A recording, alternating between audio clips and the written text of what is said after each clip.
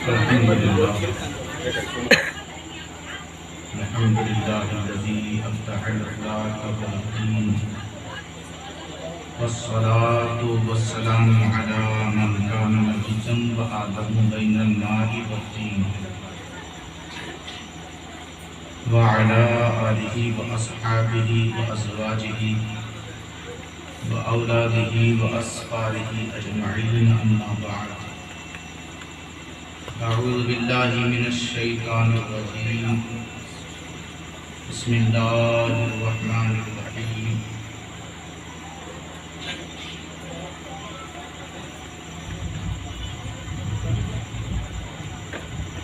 ولا تحسبن الذين قتلوا في سبيل الله أمواتا بل أحياء عند ربهم يرزقون صدق الله العلي العظيم وبلغنا رسوله النبي الأمين المكين الكريم ونحن على ذلك لمن الشاهدين والشاكرين والحمد لله رب العالمين إن الله وملائكته يصلون على النبي يا أيها الذين آمنوا صلوا عليه وسلموا تسليما اللهم صل على سيدنا شفيعنا درود پاک پڑھیں بلند آواز سے اللهم صل على سيدنا شفيعنا حبيبنا مولانا محمد بارك وسلم صلوا عليه صلاة وسلام عليك يا رسول الله صلی اللہ تعالی علیہ وآلہ وسلم.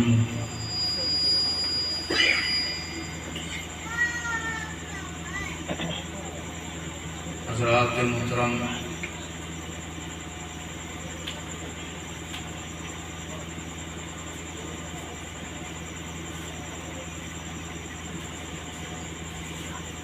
کچھ سمجھدار ادھر بیٹھے ہوئے ہیں، کچھ سمجھدار ادھر بیٹھے ہوئے ہیں، اور جو سب سے زیادہ سمجھدار ہیں وہ نیچے بیٹھے ہیں.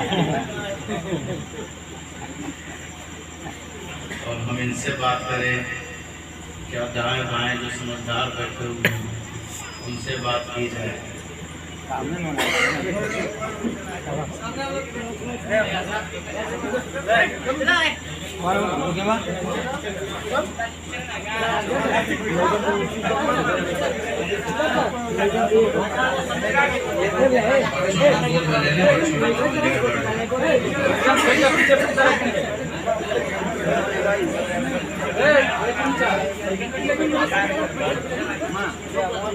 میں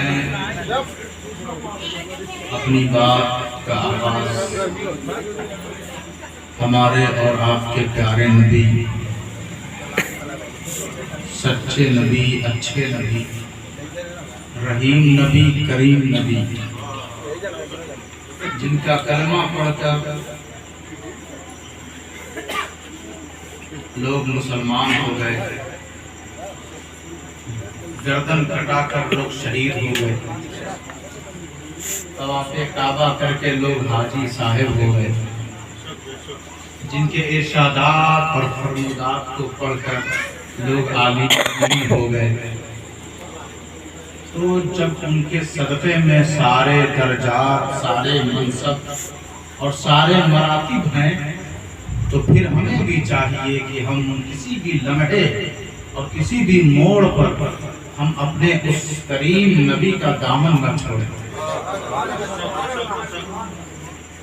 ان کی باتیں بھی ہمارے لیے حجت، ان کا کردار بھی ہمارے لیے حجت، ان کا دیا ہوا اصول اور ضابطہ یعنی دین اسلام بھی ہمارے لیے محترم.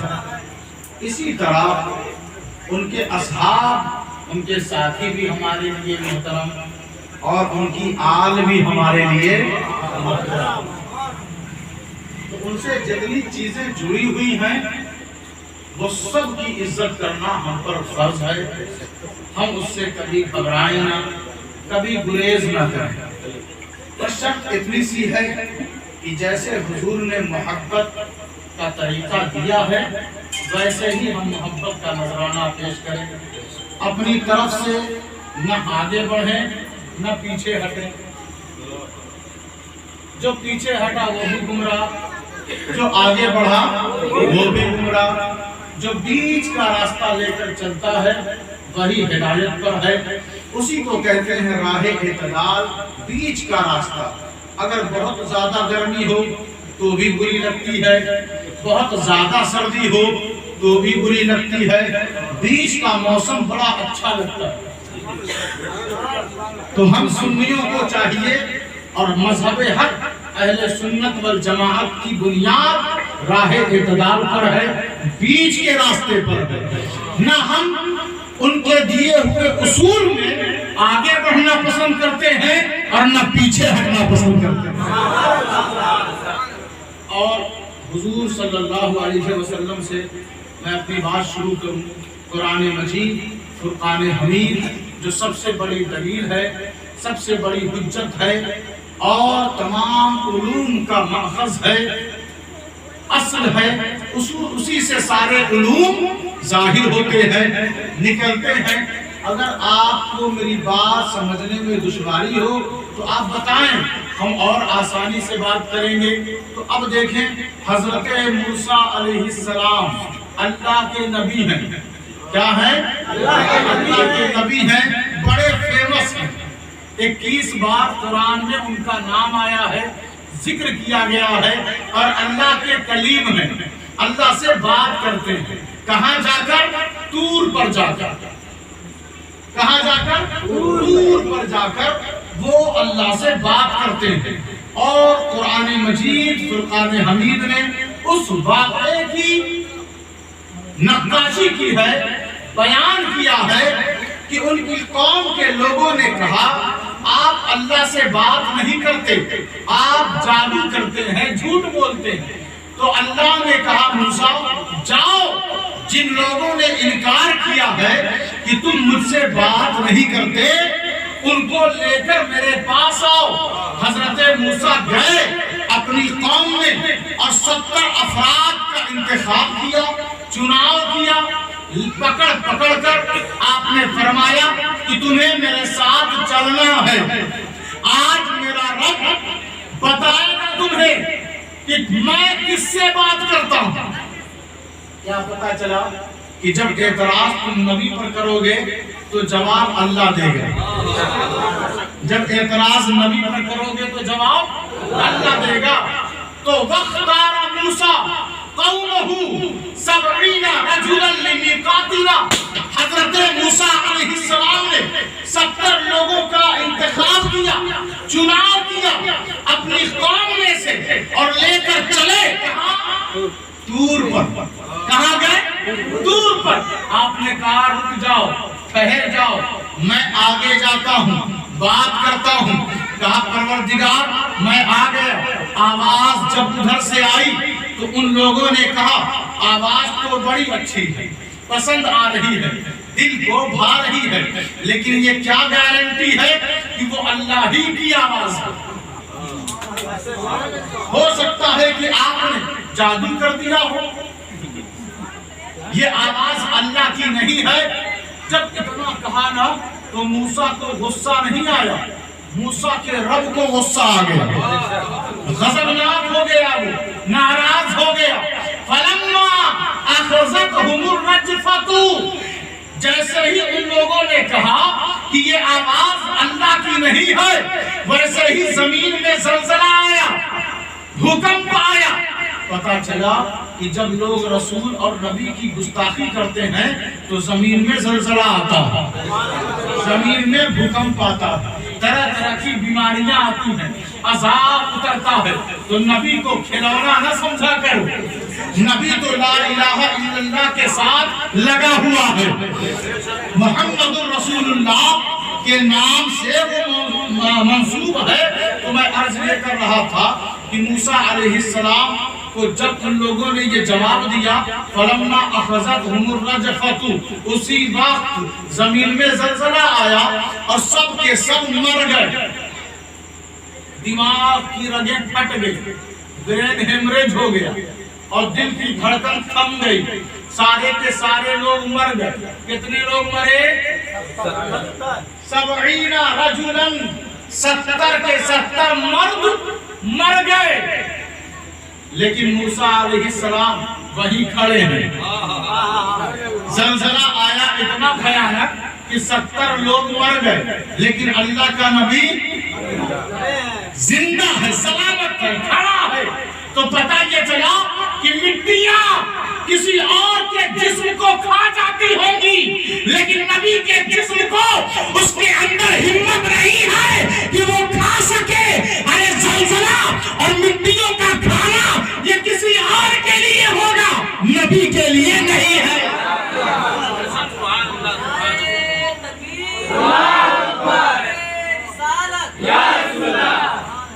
جب آیا نا زلزلہ سارے لوگ مر گئے تو حضرت موسیٰ نے عرض کیا، حضرت موسیٰ نے عرض کیا، کہا ربی، اے میرے پروردگار، میرے پالنہار، میرے پرورش کرنے والے میرے رب.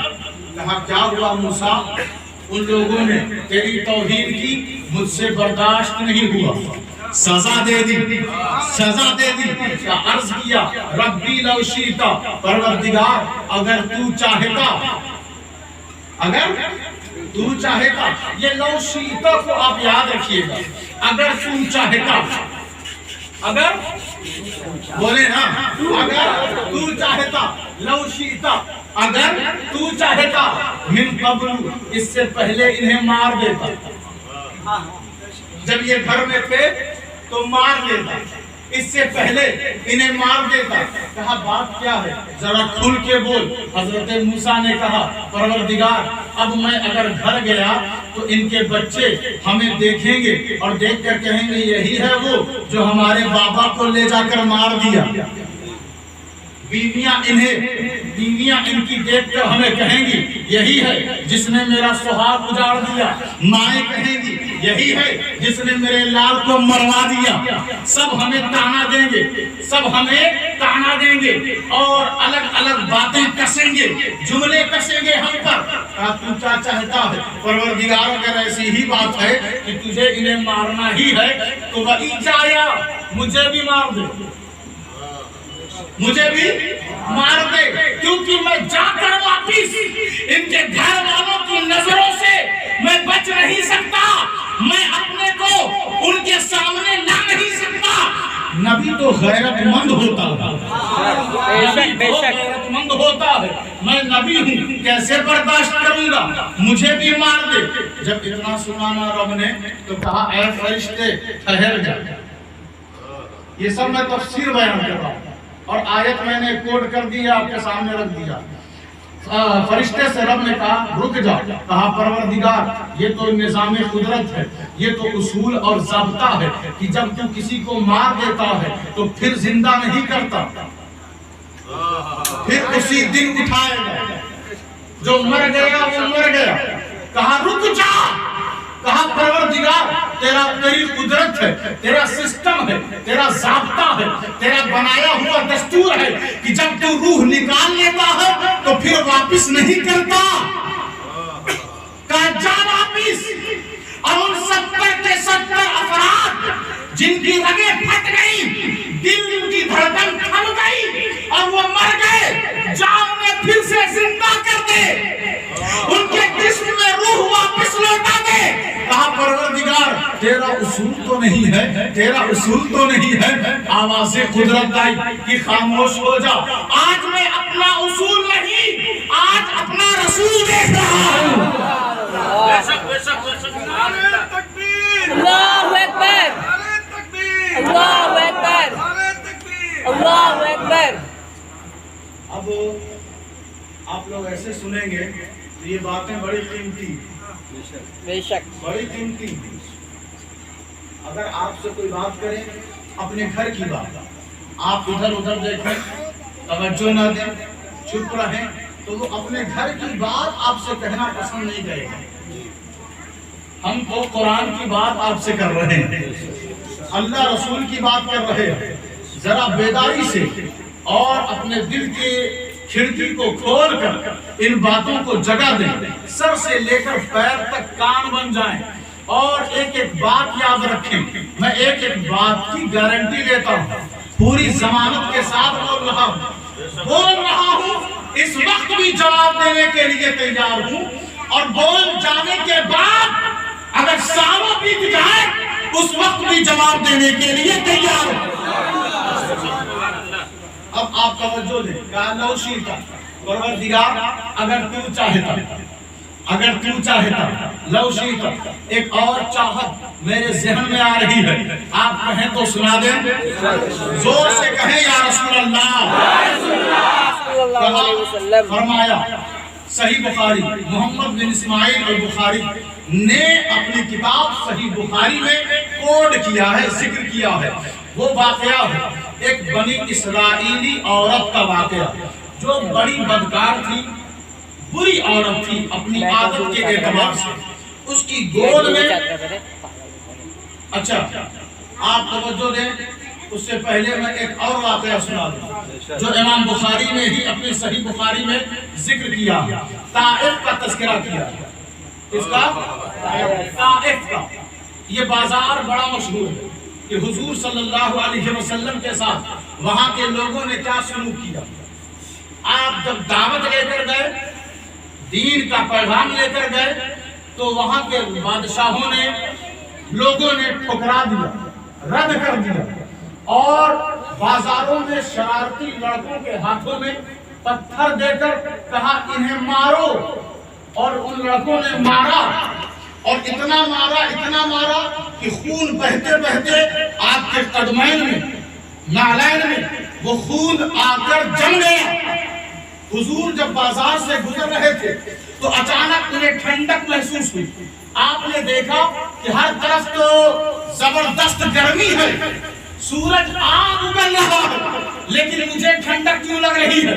آپ نے اوپر سر انور اوپر کیا، دیکھتے ہیں کہ ایک بادل کا ٹکڑا ہے، بادل کا ٹکڑا ہے۔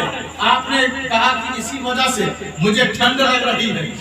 اسی ماحول میں ایک بڑا سا فرشتہ اپنے پنکھ کو پھیلائے ہوئے حاضر ہوا۔ نبی نے فرمایا کون ہے تو؟ کہا میں جبرائیل، میں جبرائیل، کبھی نام سنا ہے جبرائیل کا؟ تو بولے نا میں جبرائیل۔ کہا اچھا کیوں آئے؟ کہا یا رسول اللہ اللہ کا پیغام لایا۔ کہا کیا پیغام ہے؟ اللہ ابھی آپ کے سامنے ملک الجبال آئے گا، پہاڑوں کا فرشتہ آئے گا، وہ جو کہے گا نا آپ سن لیجئے گا، اور جو آپ کی مرضی ہوگی آپ ارشاد فرما دیجئے گا۔ کہا ٹھیک ہے۔ جب وہ جبرائیل گئے تو فوراً ملک الجبال یعنی پہاڑوں کا فرشتہ حاضر بارگاہ ہوا۔ اس نے کہا السلام علیکہ ایھا النبی، السلام علیکہ ایھا النبی، السلام علیکہ ایھا النبی۔ کہا کیا بات ہے؟ کہا حضور اللہ نے خبر کروایا ہے کہ جا رسول سے مل اور جو وہ کہیں وہ کر لے۔ کہا تم کیا کرنے آیا ہے؟ کہا یا رسول اللہ آپ اگر حکم دیں تو میں ان پہاڑیوں کو اٹھاؤں، میں ان پہاڑیوں کو، پہاڑ جانتے ہیں نا ایک چھوٹے سے ٹکڑے کو نہیں کہتے ہیں، آپ سفر کرتے ہیں دیکھا ہوگا پہاڑوں کا ایریا کتنا بڑا ہوتا ہے۔ کہا ان پہاڑوں کو اٹھاؤں اور طائف کے بازار پر لا کر پٹک دوں، سب کے سب مر جائیں، ان کا نام و نشان مٹ جائے۔ میرے نبی نے فرمایا نہیں، ٹھہر جا، انہوں نے مجھے پتھر مارا ہے لیکن میں ان کی سلبوں میں دیکھ رہا ہوں کہ ان کی جو آنے والی نسلیں ہوں گی وہ ایمان لے آئیں گی، وہ رسول کا نام لیں گی، وہ رسول کا ذکر کریں گی، ان پر درود و سلام کا نذرانہ پیش کریں گی۔ سلب میں نسلیں ہیں، ماں کے رحم میں نہیں، آئی نہیں ہے نسلیں، ابھی دنیا میں آئی نہیں، اور میرا نبی ارشاد فرما رہا ہے کہ میں ان کی سلبوں میں ایسی نسلیں دیکھ رہا ہوں جو ایمان لے آئیں گی، جو ایمان لے آئیں گی۔ تو میرے نبی کی نظر کہاں تک؟ میرے نبی کی نظر کہاں تک؟ پھر کیا ہوا؟ پھر امام بخاری اس واقعے کو اپنی کتاب میں درج کرتے ہیں، حدیث پاک ہے، حضور فرما رہے ہیں کہ مجھے امید ہے کہ آنے والی ان کی نسلیں مومن ہوں گی۔ تو کہا رب نے کیا کہا؟ تو فرشتے نے کہا ان شیتا، کہ محبوب اگر آپ چاہیں، اگر ان شیتا اگر آپ چاہیں۔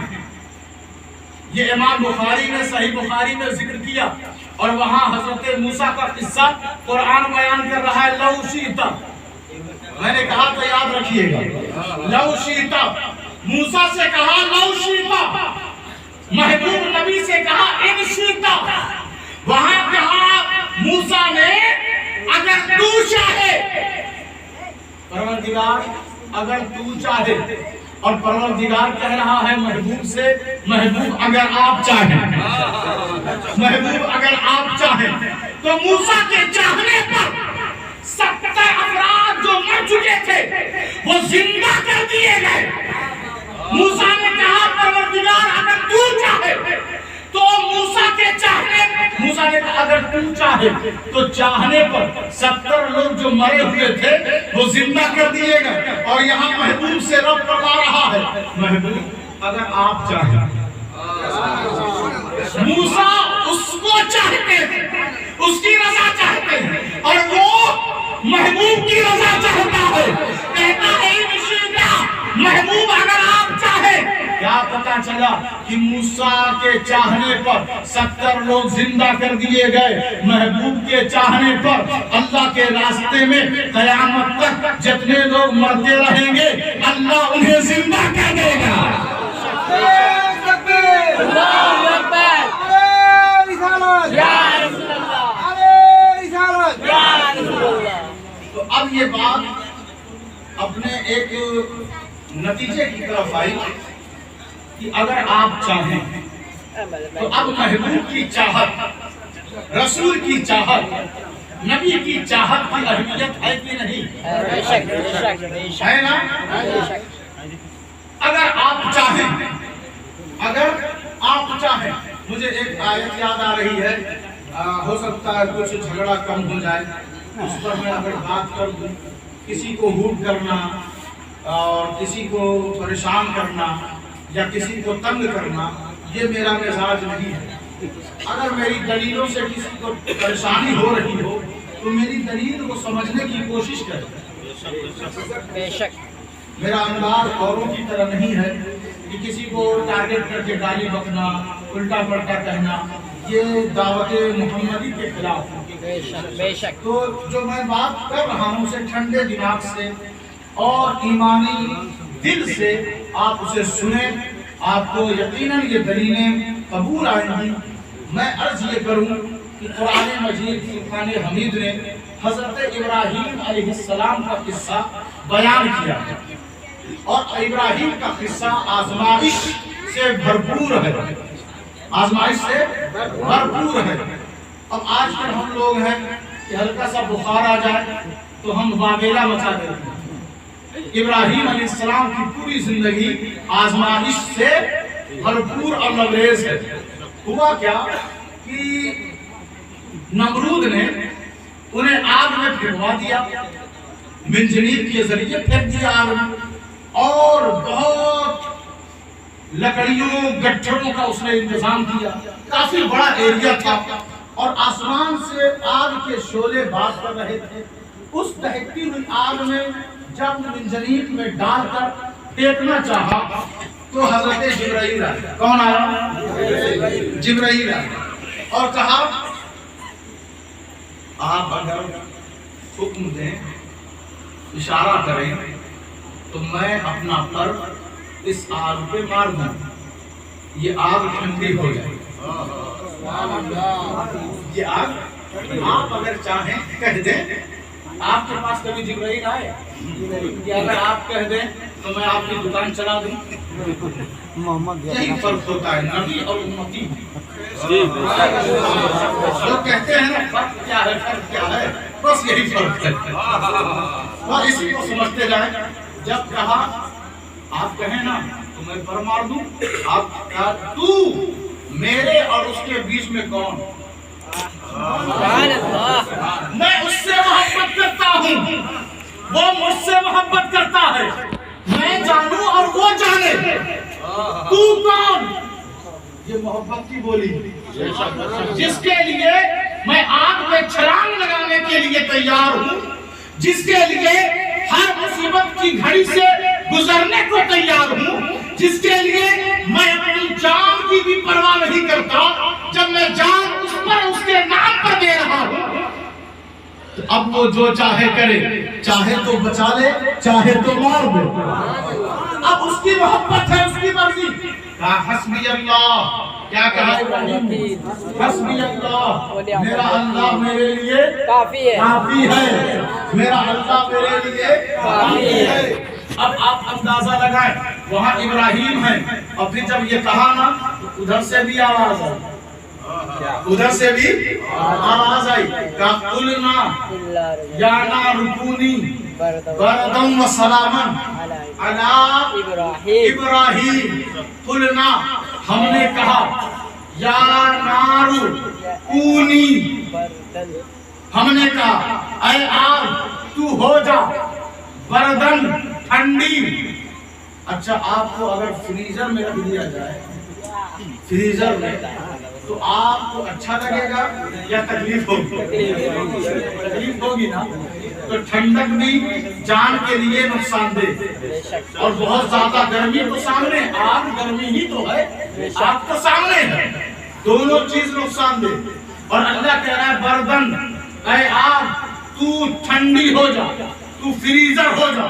کہا اچھا میں اگر ٹھنڈ ہو گئی تو ابراہیم کے جسم کو نقصان ہو جائے گا؟ کہا نہیں، وَسَلَامًا، وَسَلَامًا، اتنی ٹھنڈی مت ہونا کہ ابراہیم کو تکلیف ہو جائے، ایسے ٹھنڈی ہونا کہ ابراہیم کو تکلیف نہ ہو، ابراہیم کو اذیت نہ پہنچے۔ یہاں پر میں ایک بات کہوں گا، کہا نار کہتے ہیں آگ کو، کہتے ہیں نا قد جاءکم من اللہ نور وکتاب مبین، تحقیق کہ تمہارے پاس اللہ کی جانب سے نور آیا۔ کیا آیا؟ نور آیا، وکتاب مبین، اور واضح کتاب آئی۔ تو کتاب الگ ہے، نور الگ ہے۔ کتاب کو بھی قرآن نے خود اپنے اندر کتاب کو بھی نور کہا، اسلام بھی نور ہے، لیکن جب اسلام کو ڈھونڈو گے تو اسلام ہوا میں نہیں ملے گا، کتاب ہی میں ملے گا، ہے نا؟ قانون کتاب میں ہی ملے گا، رشد و ہدایت کتاب میں ہی ملے گی، لیکن یہ الگ سے نور کون ہے؟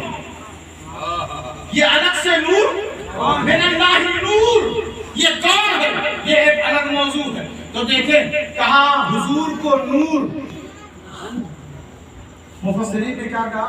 نور محمدین یا النور لمحمدین، نور سے مراد محمد صلی اللہ علیہ وسلم۔ تو قرآن میں حضور کو کیا کہا؟ نور کہا۔ کیا کہا؟ نور کہا۔ اور آگ کو عربی میں کیا کہتے ہیں؟ نار کہتے ہیں۔ تو قرآن نے کہا قل نار یا نار، نار کو یا نار کہنا جائز اور نور کو یا نور کہنا ناجائز۔ کہا یا نار، اے آگ تو ٹھنڈی ہوگا۔ ابراہیم نے کہا تھا حسبی اللہ، میرا اللہ میرے لیے کافی، میرا اللہ میرے لیے کافی، میرا اللہ میرے لیے کافی۔ جب محبوب کی بات آئی تو اسی نے کہا یا ایھا النبی، جی پروردگار، ہاں پروردگار، حاضر ہوں پروردگار، فرما پروردگار۔ کہا ایھا النبی، کہا ہاں پروردگار، ایھا النبی، ہاں پروردگار۔ نبی کہہ رہے ہیں ہاں پروردگار، وہ کہتا ہے حسبک اللہ، تیرے لیے اللہ کافی۔ ان شئتا محبوب سے کہے اگر آپ چاہیں موسیٰ کہے اگر تو چاہے، ابراہیم کہے میرا اللہ میرے لیے کافی، اللہ کہے محبوب سے میں تیرے لیے کافی۔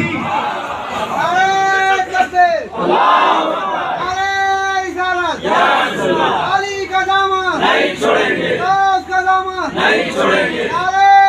تکبیر۔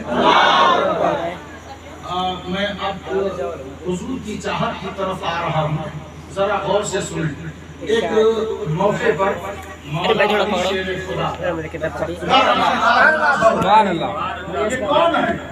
ان شیطہ حضور کی چاہت ہے۔ جی بے شک۔ کون ہے؟ حضور کی چاہت ہے۔ آپ لوگ اگر جو لوگ پڑھے لکھے لوگ ہیں، قرآن مجید پڑھے ہوئے ہیں، عربی جانتے ہیں، آیتوں کی تلاوت کرتے ہیں، انہیں سے خاص گزارش ہے کہ وہ میری بات کو غور سے سنیں۔ جب یہ آیت اتنی نا وَادْخُلِي الْبَابَ سُجَّدًا وَقُولُوا حِطَّةٌ نَغْفِرْ لَكُمْ ہلو خَطَايَاكُمْ وَسَنَزِيدُ الْمُحْسِنِينَ وَادْخُلِي الْبَابَ سُجَّدًا۔ حضرت موسیٰ علیہ السلام کے زمانے میں ان کی قوم نے اللہ گھرے نہیں کیا کام ہے؟ تو ان لوگوں نے کہا موسیٰ ہمیں معاف کروا دے، موسیٰ مسجد پر رہی معاف کروا دے۔ کسی طرح کی سستی، کاہلی قابل اور نیند اپنے ذہن پر، اپنے آنکھوں پہ ہلو؟ آپ نہ آنے، بے شک۔ نہ آنے۔ کیا کام ہے؟ ایسی محفلیں روز روز نہیں ملتی، زور سے کہیں۔ کیا مزہ کر ریکارڈنگ کر اب آپ توجہ دیں۔ اے مثلا فون کرتے میں عرض یہ کر رہا تھا کہ انہوں نے کہا کہ کچھ ایسا انتظام کرے کہ اللہ ہمیں معاف کر دے۔ تو اللہ نے کہا موسیٰ ایک دروازہ بناؤ۔ کیا بناؤ؟ دروازہ جانتے ہیں نا؟ ہاں، جتنے لوگ جانتے ہیں وہ ہمیں بتائیں کہ ہم جانتے ہیں۔ عرفان بھائی کہا دروازہ بناؤ، کہا ٹھیک دروازہ بنا دیا۔ لیکن یہ دروازہ کس لیے؟ کہا اس دروازے سے لوگ گزرے، اس دروازے سے لوگ گزرے، حِطّہ بولے استغفر اللہ، استغفار پڑھتے رہیں اور اس دروازے سے گزرتے رہیں۔ کہا گناہ کیا ہے تو تو یہ کہہ کہ میرے پاس آؤ، یہ دروازے سے گزارنے کا کیا مقصد؟ کہا موسیٰ جب یہ لوگ دروازے سے گزریں گے تو ان کے گناہ معاف کر دیے جائیں گے، اور ان سے کہو جھک کے گزریں۔ کیسے گزرے؟ جھک کے، سجدن، تعظیم بجا لاتے ہوئے، سجدہ کرتے ہوئے گزرے، دروازے سے گزرے۔ اب یہ آیت اتری، حضرت موسیٰ نے دروازہ بنا دیا، ایسے ہی لوگوں نے کیا۔ اب وہ ایک الگ واقعہ لمبا چوڑا ہے، اب مجھے جو بتانا ہے وہ یہ سنیں، اور میں نے جو چھیڑا ہے تار، وہ تار کیا ہے؟ حضور کی چاہت۔ کیا ہے؟ حضور کی چاہت۔ ان شیطہ اگر آپ چاہیں تو وہ لوگ آئے، صحابہ آئے، یہ آیت لے کر کہا یا رسول اللہ صلی اللہ علیہ وسلم آپ بتائیں ذرا، موسیٰ علیہ السلام کی قوم میں بنی اسرائیل میں وہ دروازہ تھا کہ جہاں سے گزر جاؤ تو اللہ گناہ معاف کر دے، اللہ گناہ معاف کر دے۔ اچھا گناہ کرنے سے بے چینی ہوتی ہے نا؟ بے شک بے شک ہوتی ہے بے چینی، بس آدمی اس پر توجہ نہیں دیتا، بے چینی ہوتی ہے، بے قراری ہوتی ہے۔ گناہ ایک بہت بڑا بوجھ ہے، بہت بڑی اللہ سے محرومی ہے۔ تو میں عرض یہ کروں کہ وہ صحابہ کہتے ہیں کہ اے اللہ کے رسول ذرا بتائیں، یہ آیت کریمہ بنی اسرائیلیوں کے لیے وہ دروازہ تو تھا، کیا آپ کی بھی امت میں ایسا کوئی دروازہ ہے؟ ایسا کوئی دروازہ ہے آپ کی امت میں؟ ایسا تو نہیں ہے نا کہ حضرت موسیٰ کی قوم گناہ کرتی تھی اور حضور کی امت گناہ نہیں کرے گی، ایسا تو نہیں ہے نا؟ گناہ تو کسی سے بھی ہو سکتا ہے، حضور کی امت بھی گنہگار ہوتی ہے نا۔ اب انہیں فکر ہوئی کہ جب موسیٰ کے قوم میں ایسا دروازہ تھا کہ کہ گزر جاؤ تو بیڑا پار، ہو جائے گزر جاؤ تو بیڑا پار۔ تو آپ تو موسیٰ کے بھی سردار ہیں، بے شک بے شک ان کے لیے تو لو شیتا ہے، آپ کے لیے تو ان شیتا ہے۔ اللہ تو خود آپ کو چاہتا ہے، خود آپ کی رضا چاہتا ہے، بے پناہ پیار فرماتا ہے۔ آپ کی امت میں بھی کوئی ایسا دروازہ ہے؟ حضور بیٹھے ہوئے ہیں اور صحابہ نے یہ سوال کر دیا، اور سوال بھی غلط نہیں ہے، آیت کی روشنی میں ہے سوال کہ آپ کی امت میں بھی کوئی ایسا دروازہ ہے کہ انہیں تھام لو، انہیں پکڑ لو، ان سے پیار کر لو تو گناہ اللہ معاف کر دیتا ہے۔ حضور نے اپنے چہرے انور کو اپنے بائیں جانب کیا، بائیں جانب کیا اور دیکھا، صحابہ بھی دیکھ رہے ہیں کہ حضور اس وقت اپنے بائیں جانب دیکھ رہے ہیں، لیکن دوستو سب منتظر ہیں کہ دیکھیں ارشاد کیا فرماتے ہیں، ارشاد کیا فرماتے ہیں۔ حضور نے دیکھ کر کہا یا علی، یا علی۔ آپ لوگوں کے بس کی بات نہیں ہے کہ آپ اہل بیت اور مولا علی اور حسین اعظم کا نام سن کر اتنے ٹھنڈے بیٹھے ہوئے ہیں۔ زور سے کہیں یا رسول اللہ، آپ ساتھ دیں گے تو بات ہوگی، بے شک آپ ساتھ دیں گے تو بات ہوگی، انشاءاللہ دیں گے آپ۔ ٹھیک ہے نا؟ اور جتنے لوگ سامنے ہیں وہ ہمارا ساتھ دیں۔ پھر کیا ہوا کہ یا علی، مولا علی نے پلٹ کر دیکھا، اب صحابہ کے دماغ میں علی کا نام آ گیا، یا علی۔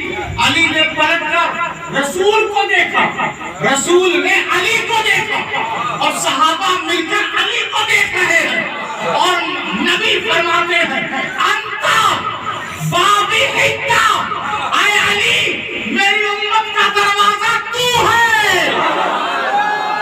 تکبیر اللہ اکبر، یا رسول اللہ علی کا دامن نہیں چھوڑیں گے، اس کا دامن نہیں چھوڑیں گے۔ نعرہ تکبیر اللہ اکبر، چاہت ہے حضور کی علی کیا ہے؟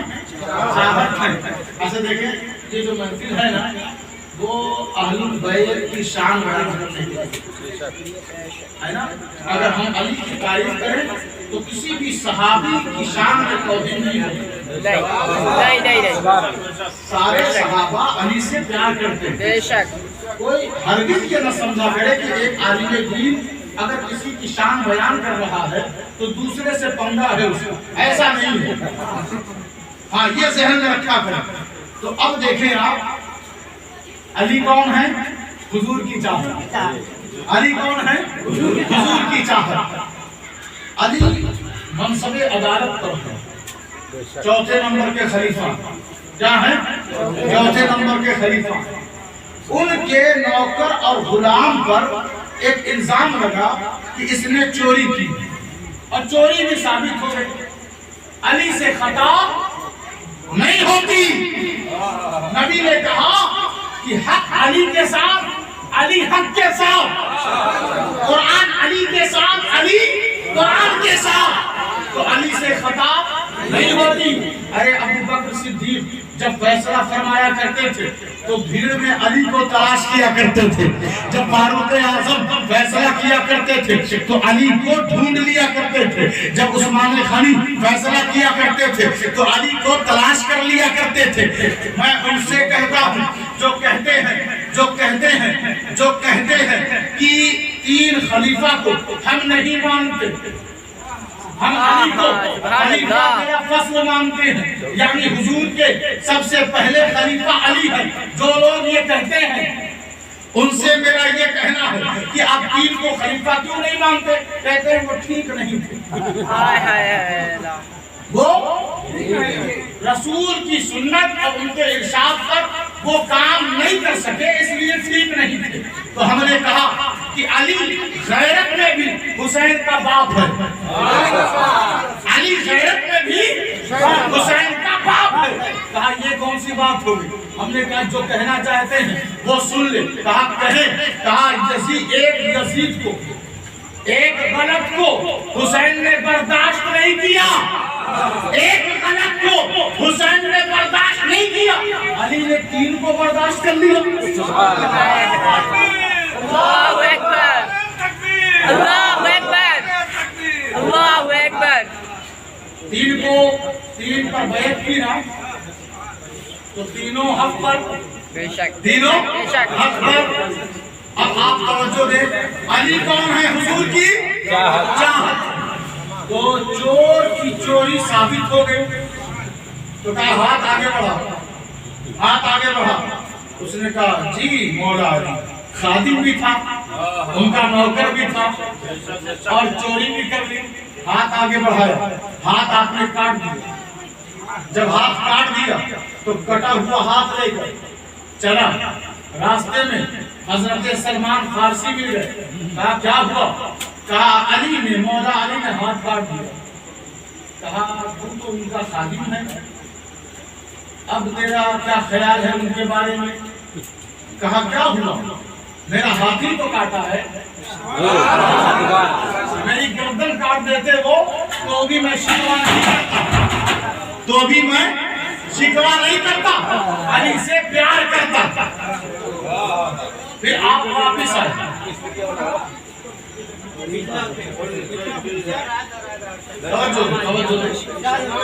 واپس آئے۔ سلمان فارسی جب آئے تو کہا حضور، سارے لوگ مل کے صحیح کر لیجیے۔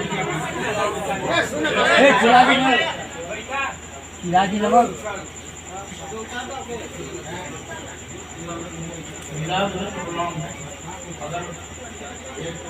گھس جائے نا تو سارے لوگ چوہے کو پکڑنے لگ شیطان ہے نا جو۔ اس چیز ایک آدمی کافی ہے اس کے۔ بے شک، آپ لوگ پوری توجہ ادھر زور سے کہیں یا رسول اللہ، یا رسول اللہ صلی اللہ علیہ وسلم۔ اندازہ لگائیں، غور فرمائیں۔ جب سلمان فارسی آئے مولا علی کی بارگاہ میں، اس کی بارگاہ میں مولا علی کی بارگاہ میں، کہا آپ نے اس کا ہاتھ کاٹ دیا، کہاں اس کی چوری ثابت ہو گئی، اب تو وہ مجھ سے بڑا ناراض ہو۔ علی نے فرمایا اب تو وہ مجھ سے بڑا ناراض ہو۔ مولا علی بھی رو رہے تھے، آنسو بہ رہا تھا۔ کہا آج میں نے اس کا ہاتھ کاٹ دیا تو مجھ سے ناراض ہو، خفا ہو۔ کہا نہیں، سلمان فارسی نے کہا نہیں، وہ مجھ سے ملا تھا، وہ کہہ رہا تھا کیا ہوا؟ بہت سارے لوگ زمین میں ایک ہاتھ سے کام چلاتے ہیں، میں بھی چلا دوں گا۔ وہ تو کہہ رہا تھا میری گردن بھی کٹ جاتی تو بھی میں علی علی کرنا بند نہیں کرتا۔ میں یہاں ٹھہر کر ایک بات کہہ دوں کہ یہ بڑے عجیب ہیں، پہلے تو دل میں سب کے آتے رہے اور جب آ جاتے ہیں تو جاتے رہے۔ یہ مولا علی ہیں، یہ مولا علی ہیں۔ ان کے بارے میں نبی نے فرمایا کہ میرے صحابہ تم اپنے بچوں کا امتحان لیا کرو۔ کہا حضور کیسے امتحان لوں؟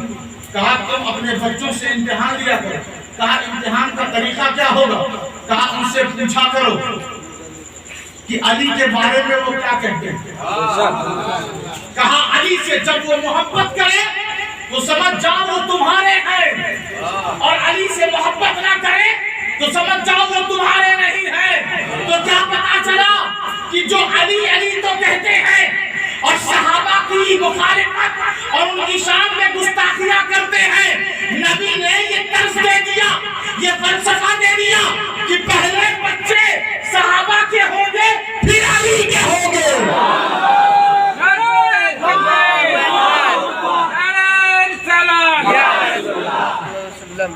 علی کون ہے؟ حضور کی چاہت۔ آج میں بہت دیر تک بولوں گا، تیاری جمع۔ اس لیے ابھی بس ایک ہی چاہت کی بات ہو رہی ہے، ابھی تو اس کے بعد 3 چاہت باقی ہے۔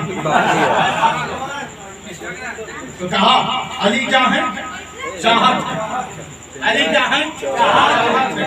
حضور نے فرمایا یا علی، جی حضور، یا علی، جی حضور، لا یحل لأحد، کسی کے لیے جائز نہیں۔ کہا کیا حضور؟ ان یجلب فی ھذا المسجد غیری و غیرک، تیرے اور میرے علاوہ نجاست کی حالت میں مسجد میں جانا کسی کے لیے جائز نہیں. تو جا سکتا ہے اور میں جا سکتا ہوں. کہاں؟ فی حاضر مسجد، مسجد نبوی میں. یہ امتیازی شان ہے کس کی؟ علی کی. علی ہر حالت میں مسجد میں جا سکتے ہیں، اور مسلمان جمعے کی حالت میں بس مسجد میں جاتے ہیں.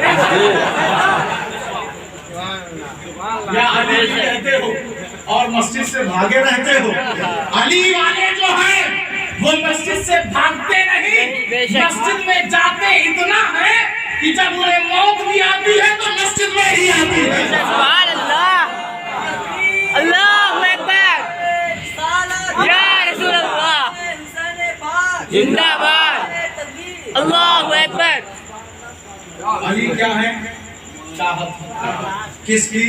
نبی کی چاہت. جو صاحب نبی کی چاہت ہو اس کو پوری دنیا مل کے مٹانا چاہے نہیں مٹا سکتا. کیوں؟ نبی کی چاہت. نبی کی چاہت. کہا علی نبی کی چاہت. جب اسے فرمایا نا علی نے کہ جائیں سلمان اسے بلا کر لے آئے، اسے بلا کر لے آئے، اسے لائے. کہا چلو علی بلا رہے. کہا اچھا یہ میرے لیے سعادت کی بات ہے. یہاں تو صاحب کسی کو زور سے بول دو تو وہ زندگی بھر پلٹ کے تاکتا نہیں. کہتا ہے کہ ہم ان سے غصہ ہیں، ہم ان سے ناراض ہیں. لیکن یہ کیسی نسبت ہے، یہ کیسی محبت ہے کہ ہاتھ کاٹنے پر بھی وہ ناراض نہیں ہے. کہا ادھر آ. کہا جی حضور میں نے تیرا ہاتھ کاٹ دیا، تو مجھ سے ناراض ہے؟ کہا نہیں مولا علی میں ناراض نہیں، میرا ایک ایک خون کا قطرہ آپ نکال دیں تو بھی میں اس تک نہیں کہوں گا. کہا جب ایسی بات ہے تو اپنا ہاتھ آگے بڑھا. کٹا ہوا ہاتھ آگے بڑھا دیا. ہاتھ کٹا ہوا ہے. علی نے اپنا رومال اس کے کٹے ہوئے ہاتھ پر ڈال دیا اور آسمان کی طرف دیکھا. آسمان کی طرف دیکھا. کہا پروردگار السارق والسارقۃ فاقطعوا ایدیہما جزاء بما کسبا. چوری کرنے والا مرد ہو یا عورت ہو، جب یہ فقہی مسئلہ ہے، جب چوری ثابت ہو جائے اس کی ایک مقدار رینج ہے. جب اتنا مال اس نے چرا دیا اور چوری ثابت ہو جائے تو اس کا ہاتھ کاٹ دیا جاتا ہے. کہا قرآن میں ہے. کہاں ہے؟ قرآن میں ہے. تو اب بات کس کی ہوئی؟ اللہ کی ہوئی. علی نے آسمان کی طرف دیکھا اور اس کے ہاتھ پر رومال ڈال دیا. وہ ہاتھ جو علی کی طرف بڑھا تھا، علی کی طرف بڑھا تھا، اللہ کی طرف، آسمان کی طرف علی نے رخ کر کے کہا پروردگار میں نے تیرے کہنے پر اس کا ہاتھ کاٹ دیا تھا، اب میرے کہنے پر تو اس کا ہاتھ واپس لے آ.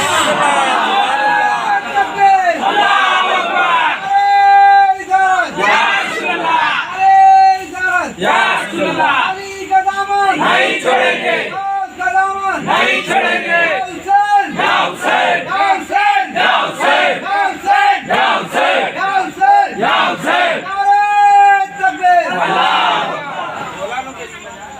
ہم ان سے محبت نہ کریں تو کس سے کریں؟ ان سے بیسٹ لے آؤ تو ہم سوچتے ہیں، ان سے بہتر لے آؤ تو ہم دیکھتے ہیں، سوچتے ہیں. ہر آدمی آج کے دور میں کہتا ہے مجھ سے محبت کریں، میرے سردار سے محبت کریں، میرے لیڈر سے محبت کریں، میرے امام سے محبت کریں. امام کا مطلب لیڈر. اب آپ دیکھیں سب چاہتے ہیں کہ ہم سے محبت، ہمارے ابا سے محبت کریں، ہمارے گھر والوں سے محبت کریں. لیکن ان کی محبت کی جب بات آتی ہے، نبی کی جو چاہت ہے، تو ہم آپس میں لڑ بیٹھتے ہیں، الجھ جاتے ہیں. نہیں، ایمان والوں کی جو جہت ہے، ایمان والوں کی محبت انہی کی طرف تو جاتی ہے. بے شک بے شک. آپ جن سازشوں کے شکار ہیں اس سے بچیں. جو اسلام کے دشمنوں نے ہم مسلمانوں کے اندر جو پھوٹ ڈالا ہے اس پھوٹ کو پہچانیں. آپ تعلیم حاصل کریں گے تو آپ کو سمجھ میں آئے گا کہ علی کون ہے، فاطمہ کون ہے، حسن کون ہے، حسین کون ہے؟ ہم ایک جگہ تقریر کر رہے تھے تو ہمیں کچھ لوگوں نے کہا لگتا ہے یہ شیعہ ہیں۔ ہم نے کہا یہ کوئی نئی بات نہیں ہے، ہمارے اماموں کو بھی شیعہ کہا گیا ہے، ہمارے آقاؤں کو بھی شیعہ کہا گیا ہے۔ اہل بیت کی محبت تمام ایمان والوں پر فرض ہے، بے شک بے شک بے شک۔ قرآن کے اعتبار سے بھی اور حدیث کے اعتبار سے بھی یہ کمی تمہاری ہے کہ تم نے پڑھا تو آنکھ بند کر کے پڑھا، کھول کر پڑھتے تو پتہ چلتا انما یرید اللہ لیذھب عنکم الرجس اہل البیت ویطہرکم تطہیرا۔ جو اللہ کے گھر کو صاف کرے اسے بیت کہتے ہیں، اور جو نبی کے گھر کو صاف کرے اللہ اسے اہل بیت کہتے ہیں۔ اللہ اکبر، یا رسول اللہ، زندہ باد، اللہ اکبر۔ علی کون ہے؟ نبی کی چاہت۔ یہ سبق یاد کرتے ہیں، علی کون ہے؟ نبی کی چاہت۔ تو اب ہمیں نبی کی چاہت کا خیال رکھنا ہو، نبی کی چاہت کی عزت کرنی ہو۔ شور ہو گیا، شور ہو گیا کہ نبی کو علم نہیں ہے۔ نبی کو کیا نہیں ہے؟ چھپی ہوئی چیزوں کا علم نہیں ہے۔ شور ہو گیا۔ مولا علی نے اعلان کر دیا کہ سارے لوگ مسجد نبوی میں جمع ہو گئے۔ سارے لوگ جمع ہو گئے۔ پہلے مسلمانوں کے بیچ میں منافق گھسے رہتے تھے، منافق گھسے رہتے تھے۔ علی منبر پر تشریف فرما ہوا، کہا کس نے کہا ہے کہ نبی کو علم غیب نہیں؟ الذین یؤمنون بالغیب، متقیوں کی پہچان اللہ نے بتائی ہے کہ وہ غیب کو مانتے ہیں، غیب کو مانتے ہیں، غیب کو مانتے ہیں۔ کرامن کاتبین غیب، منکر نکیر غیب، ان کے لیے غیب نہیں تو قبر میں چلے گئے، ہمارے لیے تو غیب ہی ہے نا۔ اسرائیل، اسرافیل، میکائیل، فلسرات، جنت، جہنم، اللہ غیب نا،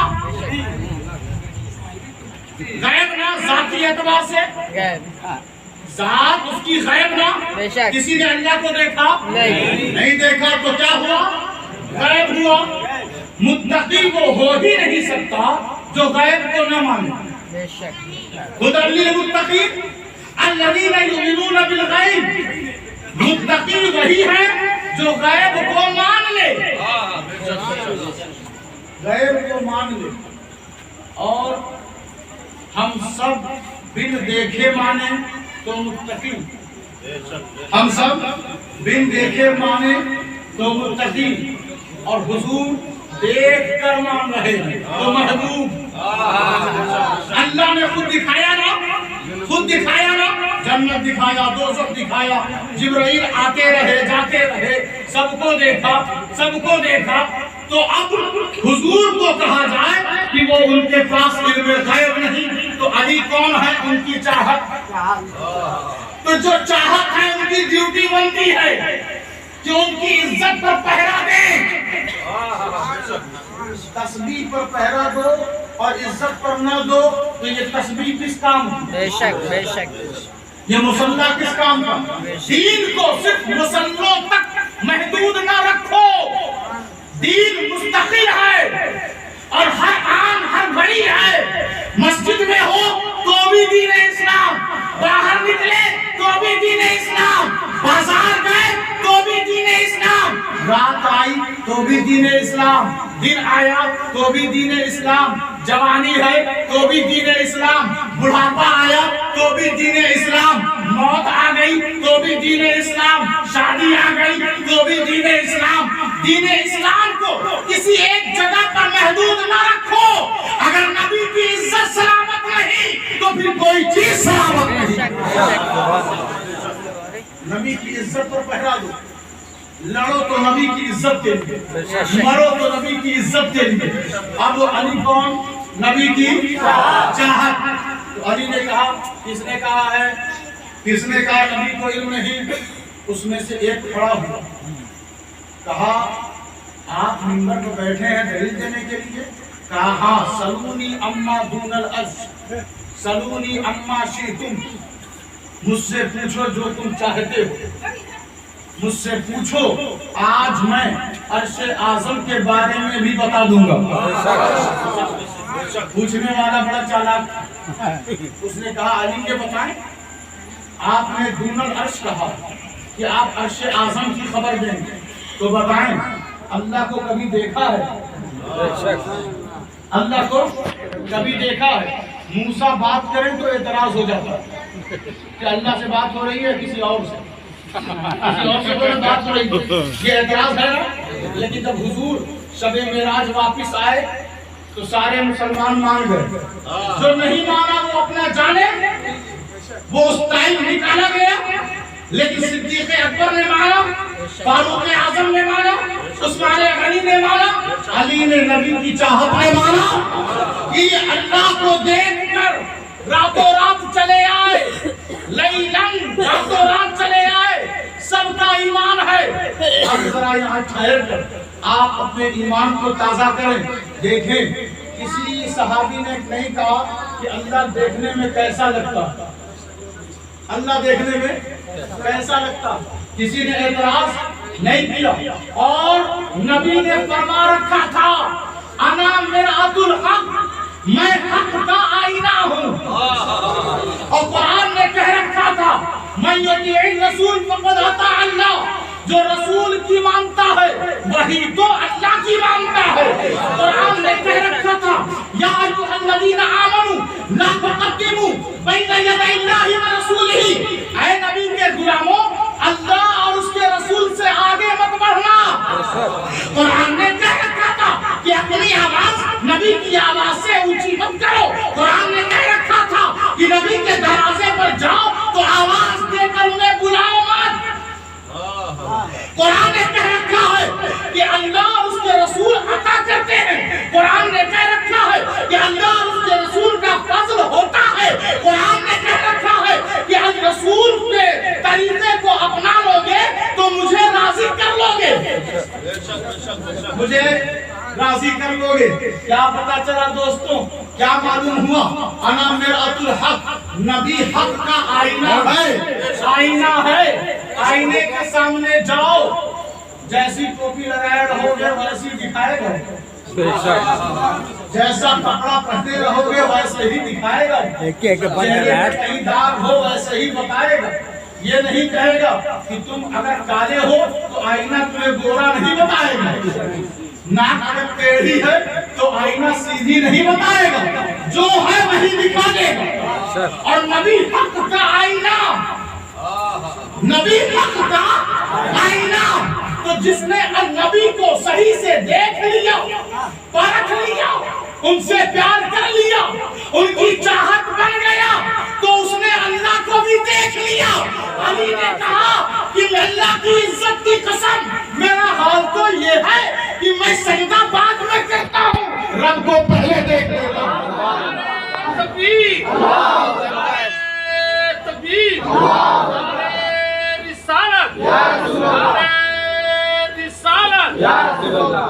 حضرات محترم، علی نبی کی چاہت، علی نبی کی چاہت۔ اب یہ چاہت نا تھوڑا سا آگے بڑھا دیتے، آپ تھکے تو نہیں؟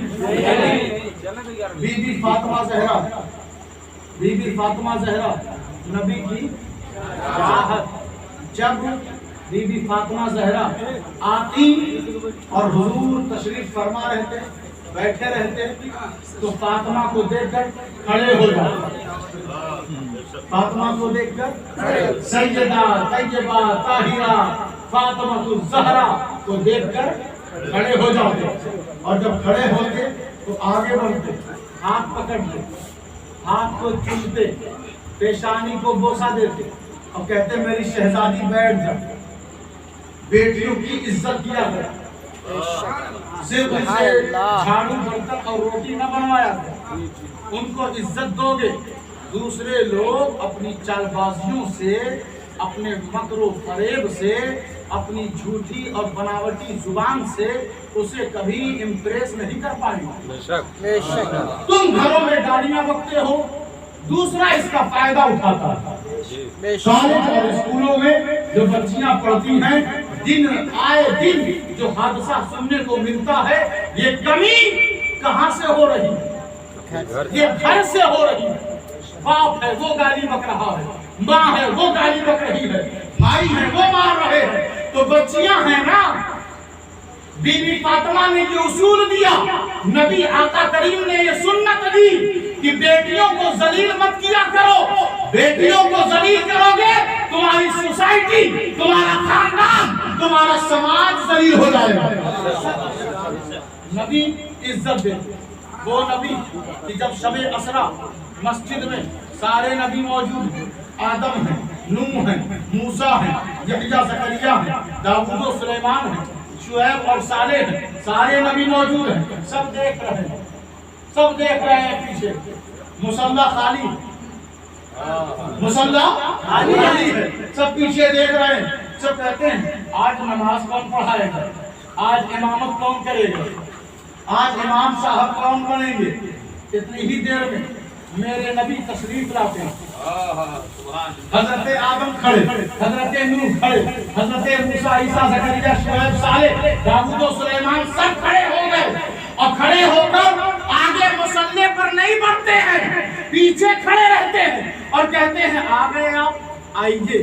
مصلی منتظر ہے، مصلی انتظار کر رہا ہے، ہم سب کا نبی جس کا کلمہ ہم پڑھتے ہیں وہ امامت کے منسلک جگہ پر جائے نماز پر وہ تشریف لے گئے اور امامت کی، سارے نبی پیچھے کھڑے، ہمارا نبی امامت فرما رہا ہے۔ اگر وہ نبی ہمارے آ جائیں میدان محشر میں لوگ کھڑے ہو جائیں گے، یہاں آ جائیں لوگ کھڑے ہو جائیں گے، کسی بھی خطے میں چلے جائیں لوگ کھڑے ہو جائیں گے، سارے مسلمان دیکھ کر ہمت ہے کہ بیٹھے رہیں، سب کھڑے ہو جائیں گے۔ لیکن بی بی فاطمہ کے لیے حضور خود کھڑے ہو رہے ہیں۔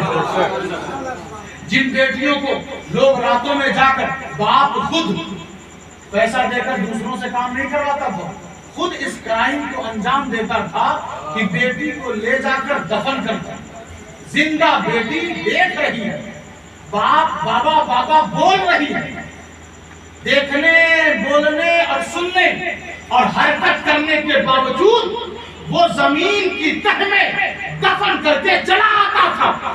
اب میرا نبی اتنی عزت، بی بی فاطمہ کو اتنی عزت کیوں نہ دیں؟ نبی کی چاہت ہے، نبی کی چاہت ہے۔ میں اہل سنت کے بہت بڑے مفسر قرآن علامہ اسماعیل حقی رحمت اللہ علیہ، جن کی معرفۃ الآراء تفسیر روح البیان، کیا نام ہے؟ تفسیر روح البیان، جلد 2 صفحہ 143 میں آپ نے ایک روایت لا کر نقل کی ہے، اور وہ عقیدے میں کیا ہے؟ سنی، اہل السنہ والجماعہ سے ان کا تعلق ہے، اس مذہب سے وہ وابستہ ہیں، اور انہوں نے ایک روایت نقل کی کہ آقا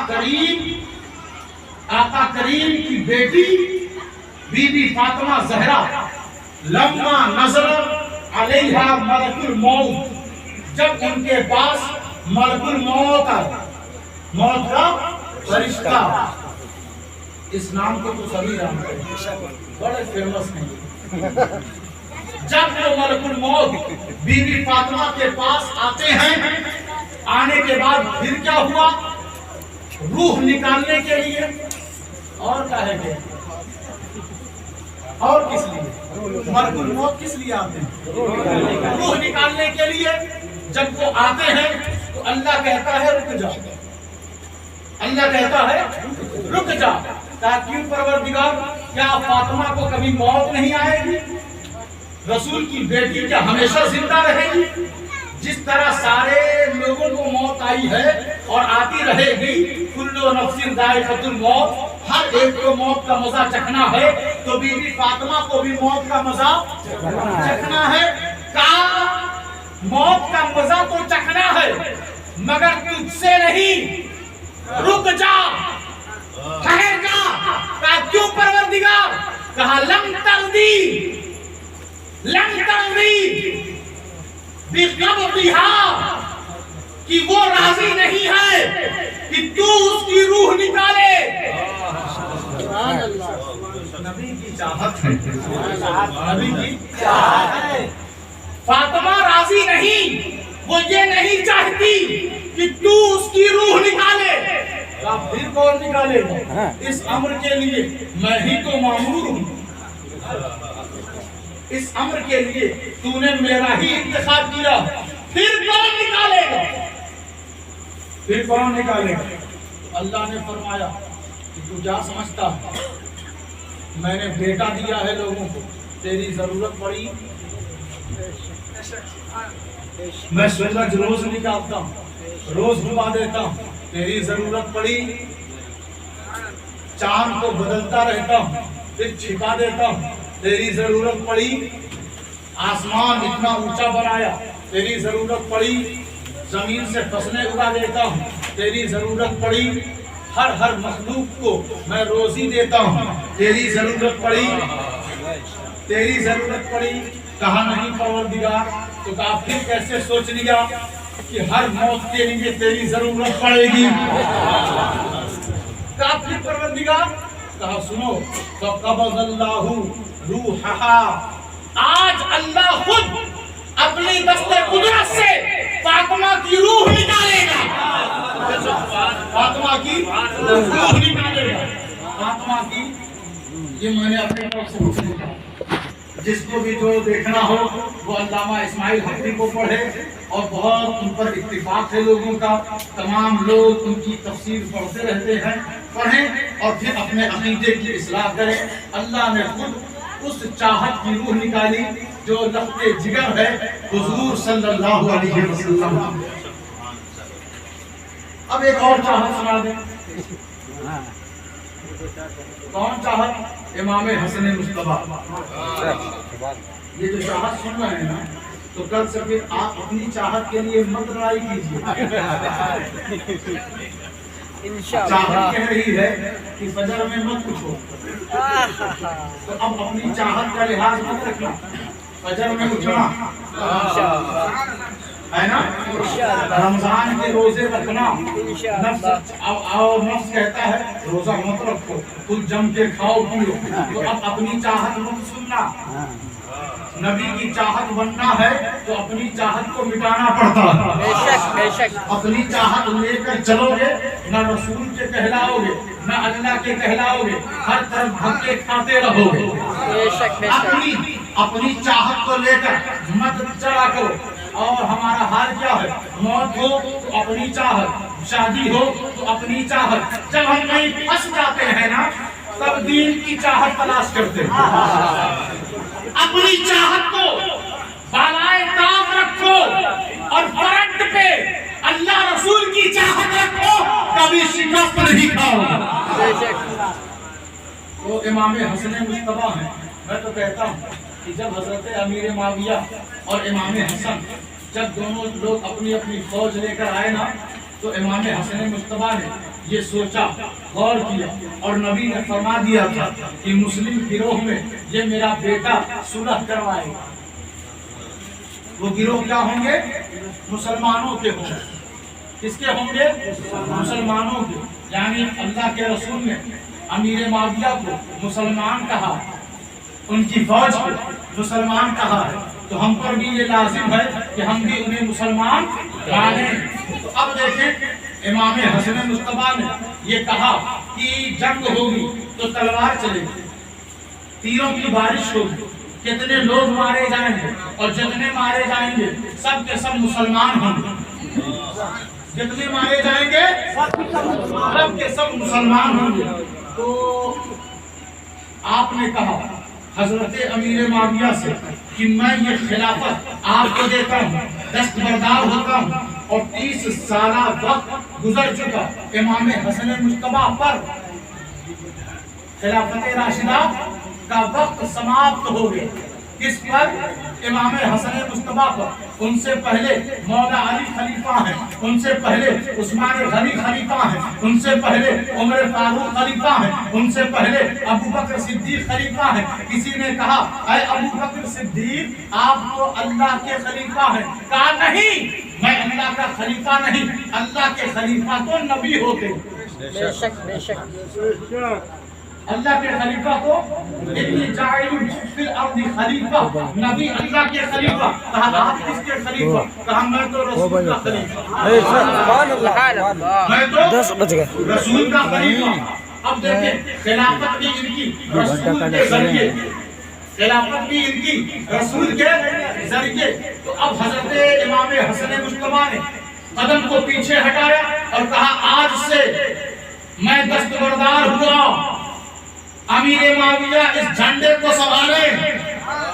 ارے صاحب, لوگ معمولی سی پلاسٹک کی کرسی کے لیے جنگ کرتے ہیں اور نسلوں تک لڑائی چلتی رہتی ہے. ایک بار اتفاق سے کوئی امیدوار ہو گیا اور لوگوں نے کہہ دیا پردھان جی, اب چاہے وہ زندگی بھر ہارتے رہیں, اب وہ پردھان جی ہی رہیں گے اور وہ کمپٹیشن اور لڑائی کرتے رہیں گے, وہ کرسی کسی طرح حاصل کرنے کے لیے کوشش کرتے رہیں گے.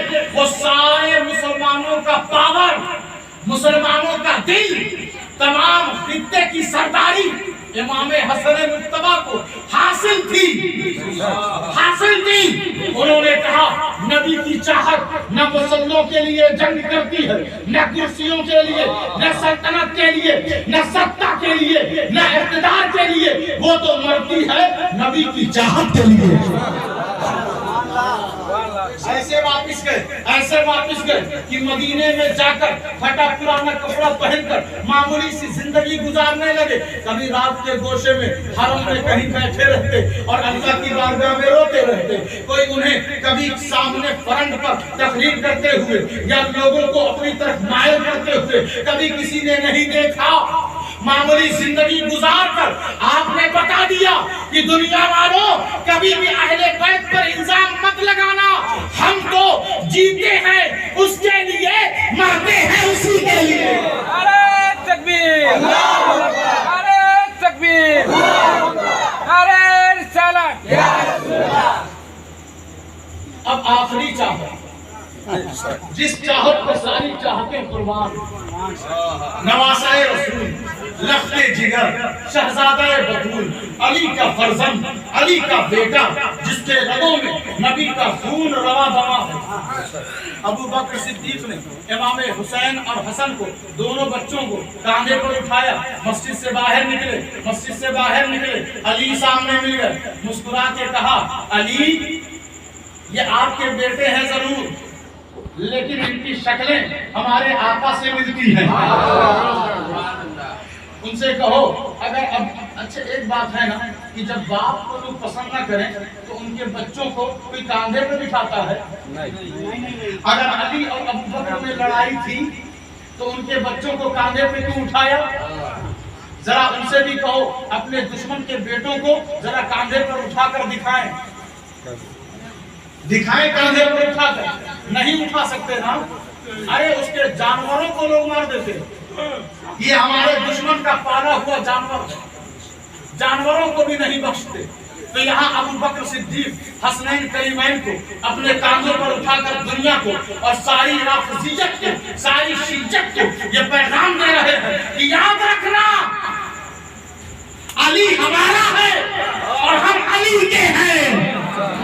امام حسین شہید اعظم.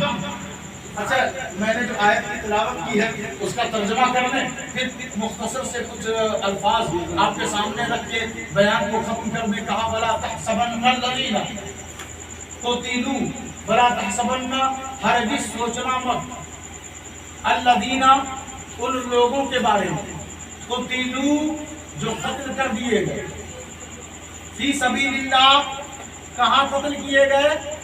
اللہ کے راستے میں.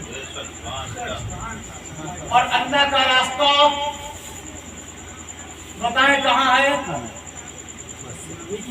جہاں نبی کی چاہت. یہ بھی صحیح, نبی کی چاہت. آپ ہی کے حساب سے ہم اس کا ترجمہ بھی کر دیتے ہیں۔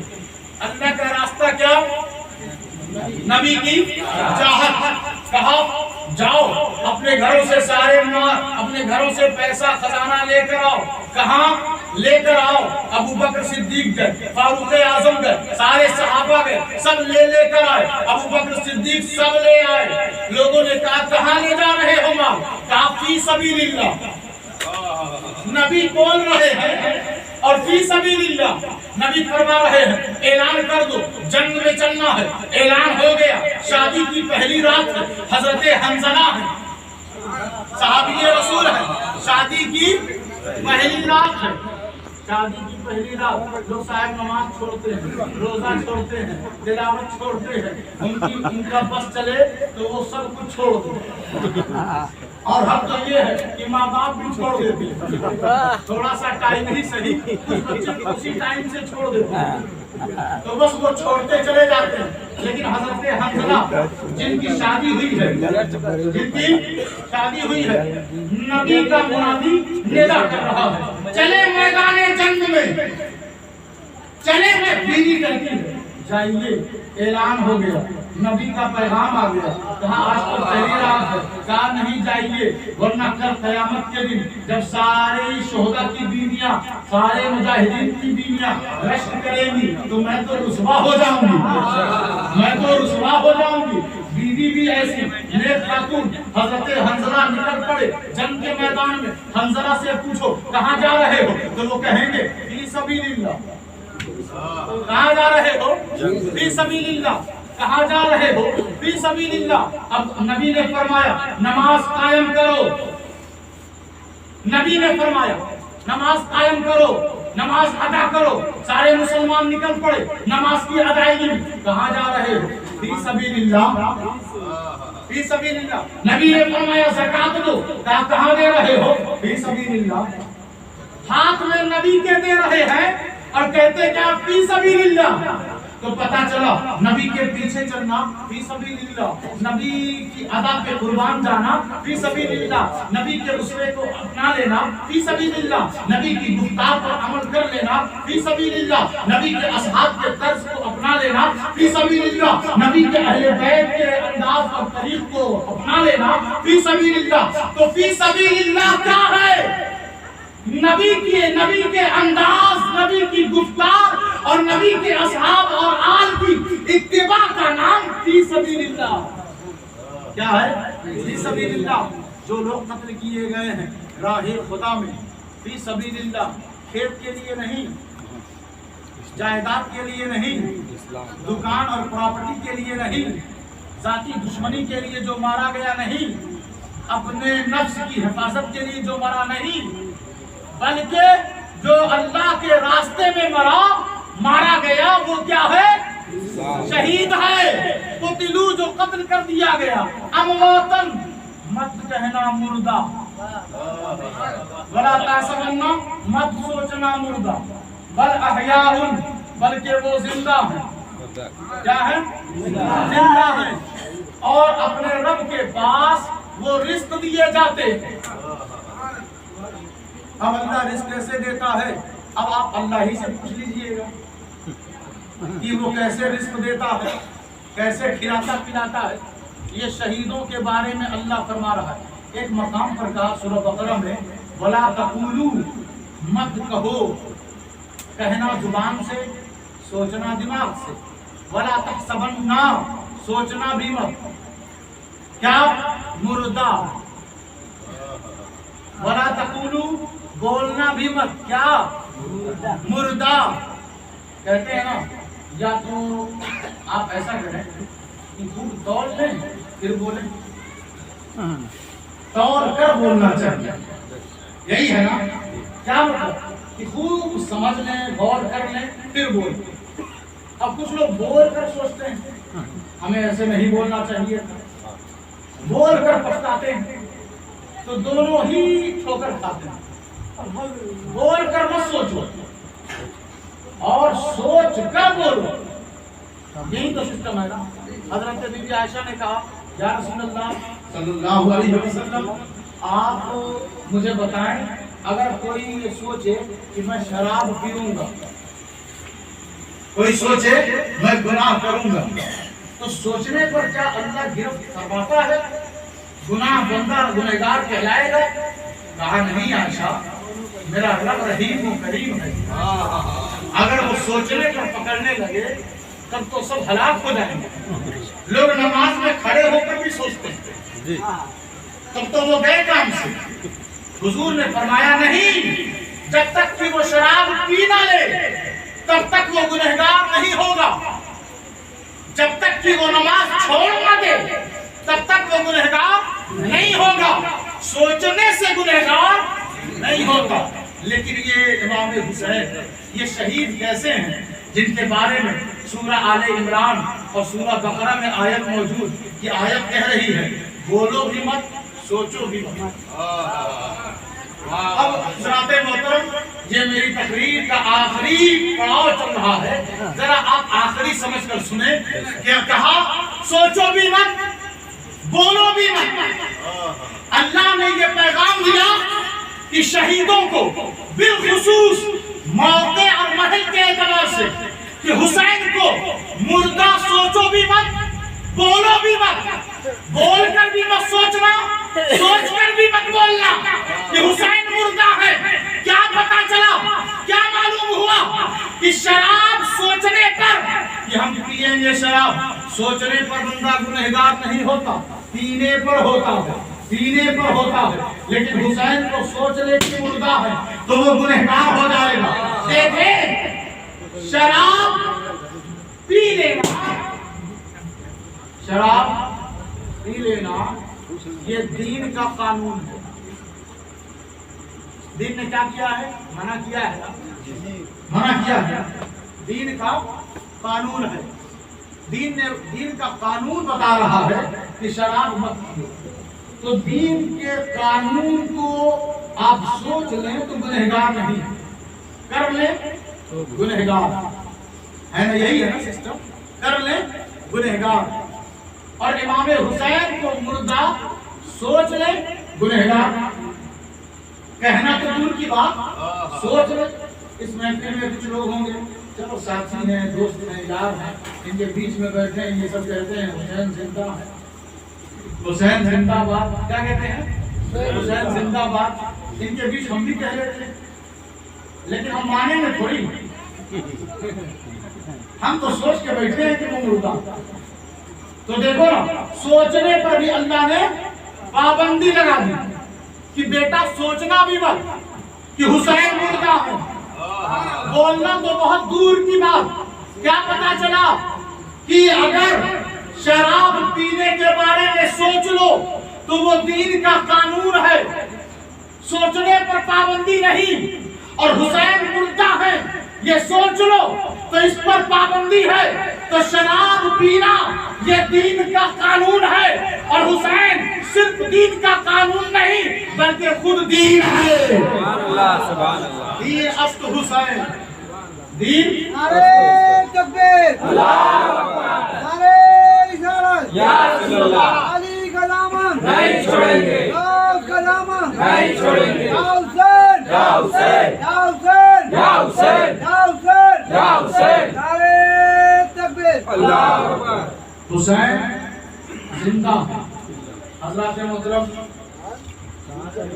امام عالی مقام رضی اللہ تعالی عنہ نے جب یہ ارادہ بنایا کہ ہمیں مدینہ سے نکل کر اب جانا ہے، اب آپ لوگوں کی جو طاقت ہے، انرجی، وہ اب ختم ہو چکی ہے۔ جیسے شروع میں آپ لوگ تھے ویسے اب ہیں نہیں، آپ لوگوں کا بستر آپ لوگوں کو بلا رہا ہے۔ امام عالی مقام نے کہا کہ سب کو لے کر ہمیں یہاں سے نکلنا، کیونکہ مدینہ بھی حرم، مکہ بھی حرم، اور کسی کا خون وہاں بہانا یہ نبی نے منع فرمایا۔ تو اب دشمنوں کو یہ بھلے معلوم نہ ہو، لیکن امام حسین کو جانتے ہیں، مروان بھلے نہ جانتا ہو، یزید بھلے نہ جانتا ہو، لیکن حسین کو جانتے ہیں۔ اب جب وہاں سے وہ نکلنے کا ارادہ بناتے ہیں تو عباس علمبردار کو دیکھتے ہیں، علمدار کو، کہ یہ تو کافی طاقتور ہے، تیر بھی اچھی چلا لیتا ہے، تلوار بازی بھی جانتا ہے، میرے بھائی حسن مصطفیٰ نے اسے تیر چلانا سکھا چکے ہیں اور میرے بابا علی نے اسے تلوار چلانا سکھایا، کافی طاقتور ہے، یہ بھی وہاں مصیبت میں کام آئے گا، کام آئے گا۔ قاسم بھی جوان ہے، یہ بھی وہاں جھیل لے گا۔ علی اکبر یہ بھی جوان ہے، اس کے اندر میرے بابا کی خوبی نظر آتی ہے، اسے بھی لے لو ساتھ میں۔ بی بی زینب ہے میری بہن ہے، جب میں شہید ہو جاؤں گا تو یہ خطبہ دے کر اپنے گھر والوں کو سنبھالے گی، حوصلہ دے گی۔ بی بی زینب کو بھی لے لیا۔ نظر گھومتے گھومتے جھولے پر نظر پڑی، جو شیر خوار چھوٹے سا ننھا بچہ علی اصغر، تو آپ نے سوچا کہ اب اس بچے کو میں کیسے لے جاؤں، یہ تو نہیں جھیل پائے گا، یہ تو بڑا کمزور چھوٹا سا ہے نا، ابھی تو دودھ پی رہا، کتنی اس کی عمر ہوئی ہے۔ آپ نے اتنا کہا کہ ان کی ماں کے جسم میں کپکپاہٹ ہونے لگی، جسم سرخ ہو گیا۔ کہا کیا ہوا، تم کیوں اتنی گھبرائی ہوئی ہو؟ کہا میرے سرتاج اس بچے کو تو دیکھیں، جب سے آپ نے یہ کہا ہے کہ میں علی اصغر کو کیسے لے جاؤں، تب سے اس نے ہاتھ بڑھایا اور ہاتھ بڑھا کر میرے ہاتھ کو پکڑا اور ایسا زور سے پکڑا ہے کہ لگتا ہی نہیں کہ علی اصغر نے پکڑا ہے، بلکہ ایسے لگتا ہے کہ علی مولا نے پکڑا، مولا علی نے پکڑا ہے۔ مجھ سے کسی ایک صاحب نے کہا یہ تو بات آپ نے ہوا میں چھوڑ دی، اب اتنا چھوٹا سا بچہ اس کے بازو میں اتنی طاقت کیسے آ سکتی ہے؟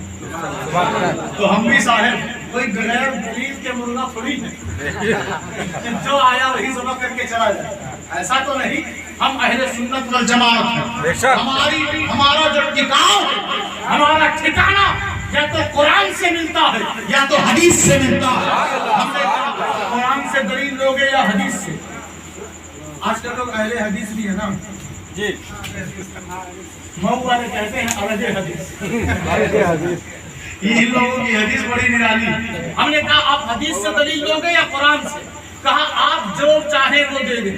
ہم نے کہا اچھی بات ہے کہ دونوں کو ماننے والے ہیں، تو میں نے کہا چلو قرآن سے دے دیں، قرآن سے نہیں حدیث سے دے دیجیے، ہم مان لیں۔ ہم نے کہا اچھی بات ہے۔ اب جو میں نے روایت چھیڑی تھی، امام بخاری نے جو نقل کیا، ایک بدکار عورت بنی اسرائیل میں، وہ اپنی گود میں ایک چھوٹا سا بچہ لے کر کھڑی تھی اور کہتی کیا ہے، یہ بیٹا حضرت جریج کا بیٹا، اس قوم کے ایک ولی تھے، اللہ کے ولی تھے، ان پر اس نے اس بیٹے کی تہمت لگا دی اور کہا یہ بیٹا کس کا ہے؟ اس ولی کا ہے، جریج کا۔ قوم بھڑک گئی، قوم ولیوں پہ جلدی بھڑکتی، نیتاؤں پہ نہیں بھڑکتی، نیتاؤں پہ، کسی پولیس والے پہ نہیں بھڑکے گی۔ ہاں کوئی ولی مل گیا تو خیریت نہیں ہے، سب سے سستی عزت ولی کی ہے نا، یہ تو بعد میں سمجھ میں آئے گا، ابھی سمجھ میں نہیں آئے گا۔ اللہ کا عتاب اور اس کی مار جب پڑتی ہے نا تو اچھے اچھوں کو سمجھ میں آ جاتی ہے بات۔ تو میں عرض یہ کروں کہ جریج پر جب الزام لگا، لوگ ناراض ہوئے گئے اور ان کی جو جھوپڑی تھی، ان کی کٹیا جہاں پر وہ عبادت کرتے تھے، لوگوں نے توڑ دیا اور انہیں بھی مارا، خوب مارا۔ کہا کہ ہوا کیا ہے؟ کہا تم یہاں عبادت کا ڈھونگ کرتے ہو اور وہاں تمہارا ولد الزنا اور حرامی بیٹا اس عورت کی گود میں ہے اور وہ عورت چیخ چیخ کر بازار میں کہہ رہی ہے اس کا باپ جریج ہے۔ کہا ایسی بات ہے تو چلو مجھے اس کے پاس لے چلو۔ یہ امام بخاری نے اس کو نقل کیا اور بنی اسرائیل کا قصہ، چلو مجھے اس کے پاس لے چلو۔ لوگوں نے کہا لگتا ہے بڈھا مار کی وجہ سے اس کا دماغ فیل ہو گیا۔ ولیوں کا دماغ سارے لوگوں کے دماغ سے اونچا رہتا ہے، سب کا دماغ جب کام کرنا بند کر دے تو ولی کا وہاں سے شروع ہوتا ہے۔ چلو اور جانے کے بعد کہا بتاؤ میں اس کی ماں سے بلواؤں یا اس چھوٹے سے بچے سے بلواؤں؟ کہا جریج اب تو ہمیں یقین ہو گیا کہ تو واقعتاً پاگل ہو گیا۔ کہا نہیں تم بولو تو صحیح، کیونکہ ماں تو سمجھدار ہے، اس نے تو اپنا موقف ظاہر کر دیا ہے کہ اس کا باپ میں ہوں۔ اب اس بیٹے سے پوچھوں کہ بتا تیرا باپ کون ہے؟ کہا یہ تو دودھ پی رہا، یہ تو دودھ پیتا بچہ، یہ کیا بولے گا؟ کہا تم کہو تو صحیح، میں جس کو سجدہ کرتا ہوں وہ کوئی معمولی نہیں ہے، میں جس کی پاکی بیان کرتا ہوں وہ کمزور نہیں ہے۔ کہا ایسی بات ہے تو اس بچے سے بلاؤ۔ کہا بیٹا تو بتا کہ تیرا باپ جریج ہے یا کوئی اور؟ تو اس بچے نے چیخ کر کہا، رب نے گویائی دے دی، کہا جریج تو میرا باپ نہیں، ایک جواہر میرا باپ ہے۔ نعرہ تکبیر، اللہ اکبر، نعرہ تکبیر، اللہ اکبر۔ اب میں ان سے کہوں گا کہ بتائیں ایک بدکار عورت کا بچہ بنی اسرائیلی چھوٹا سا بچہ بول سکتا ہے؟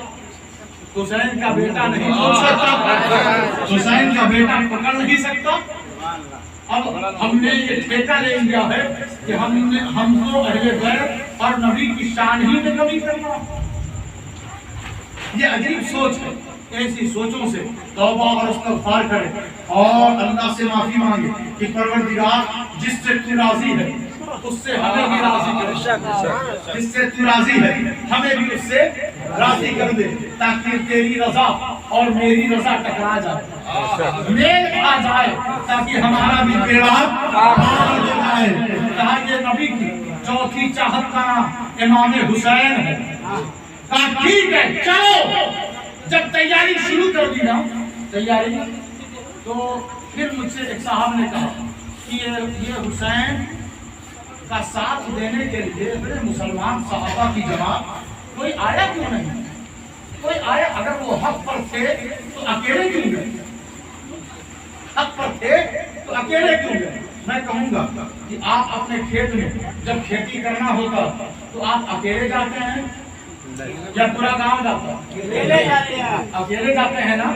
پھر جب کام بڑھتا ہے تو بیٹوں سے بھی کہتے ہیں تم بھی چلو، اکیلے میں تھک جاتا ہے، بیٹے بھی چلے جاتے ہیں۔ پھر تھوڑا کام اور بڑھ جاتا ہے تو کہتے ہیں بھتیجوں سے بھانجوں سے تم بھی چلو ذرا میری مدد کر دو، وہ بھی چلے جاتے ہیں۔ تھوڑا اور کام بڑھ جاتا ہے تو کچھ لوگ اپنی بچیوں کو اور عورتوں کو بھی لے لیتے ہیں کہ چلو میرے ساتھ، کام بہت زیادہ ہو گیا ہے۔ لیکن نوجوان نے کہا یہ کون لوگ ہیں جو صرف یہی لوگ کھیت میں جا رہے ہیں؟ لگتا ہے ان کا ساتھ کوئی گاؤں دینے کو تیار نہیں ہے، لگتا ہے سب ان سے ناراض ہیں۔ تو ایک چالاک بوڑھا شخص آگے آیا، اس نے کہا ابے بے وقوف، جس کی جاگیر ہوگی وہی تو جائے گا۔ بے شک بے شک، جس کی جاگیر ہوگی وہی تو جائے گا۔ اسلام حسین کی جاگیر ہے، دین حسین کی جاگیر ہے، نانا کی سنت حسین کی جاگیر ہے۔ حسین چل پڑے، لیکن ہاں آپ کھیت میں جائیں، کوئی آپ کا ساتھی مل جائے، میں بھی چلوں آپ کی مدد کر دوں گا، تو آپ کہتے ہیں آئیے آپ کا ویلکم۔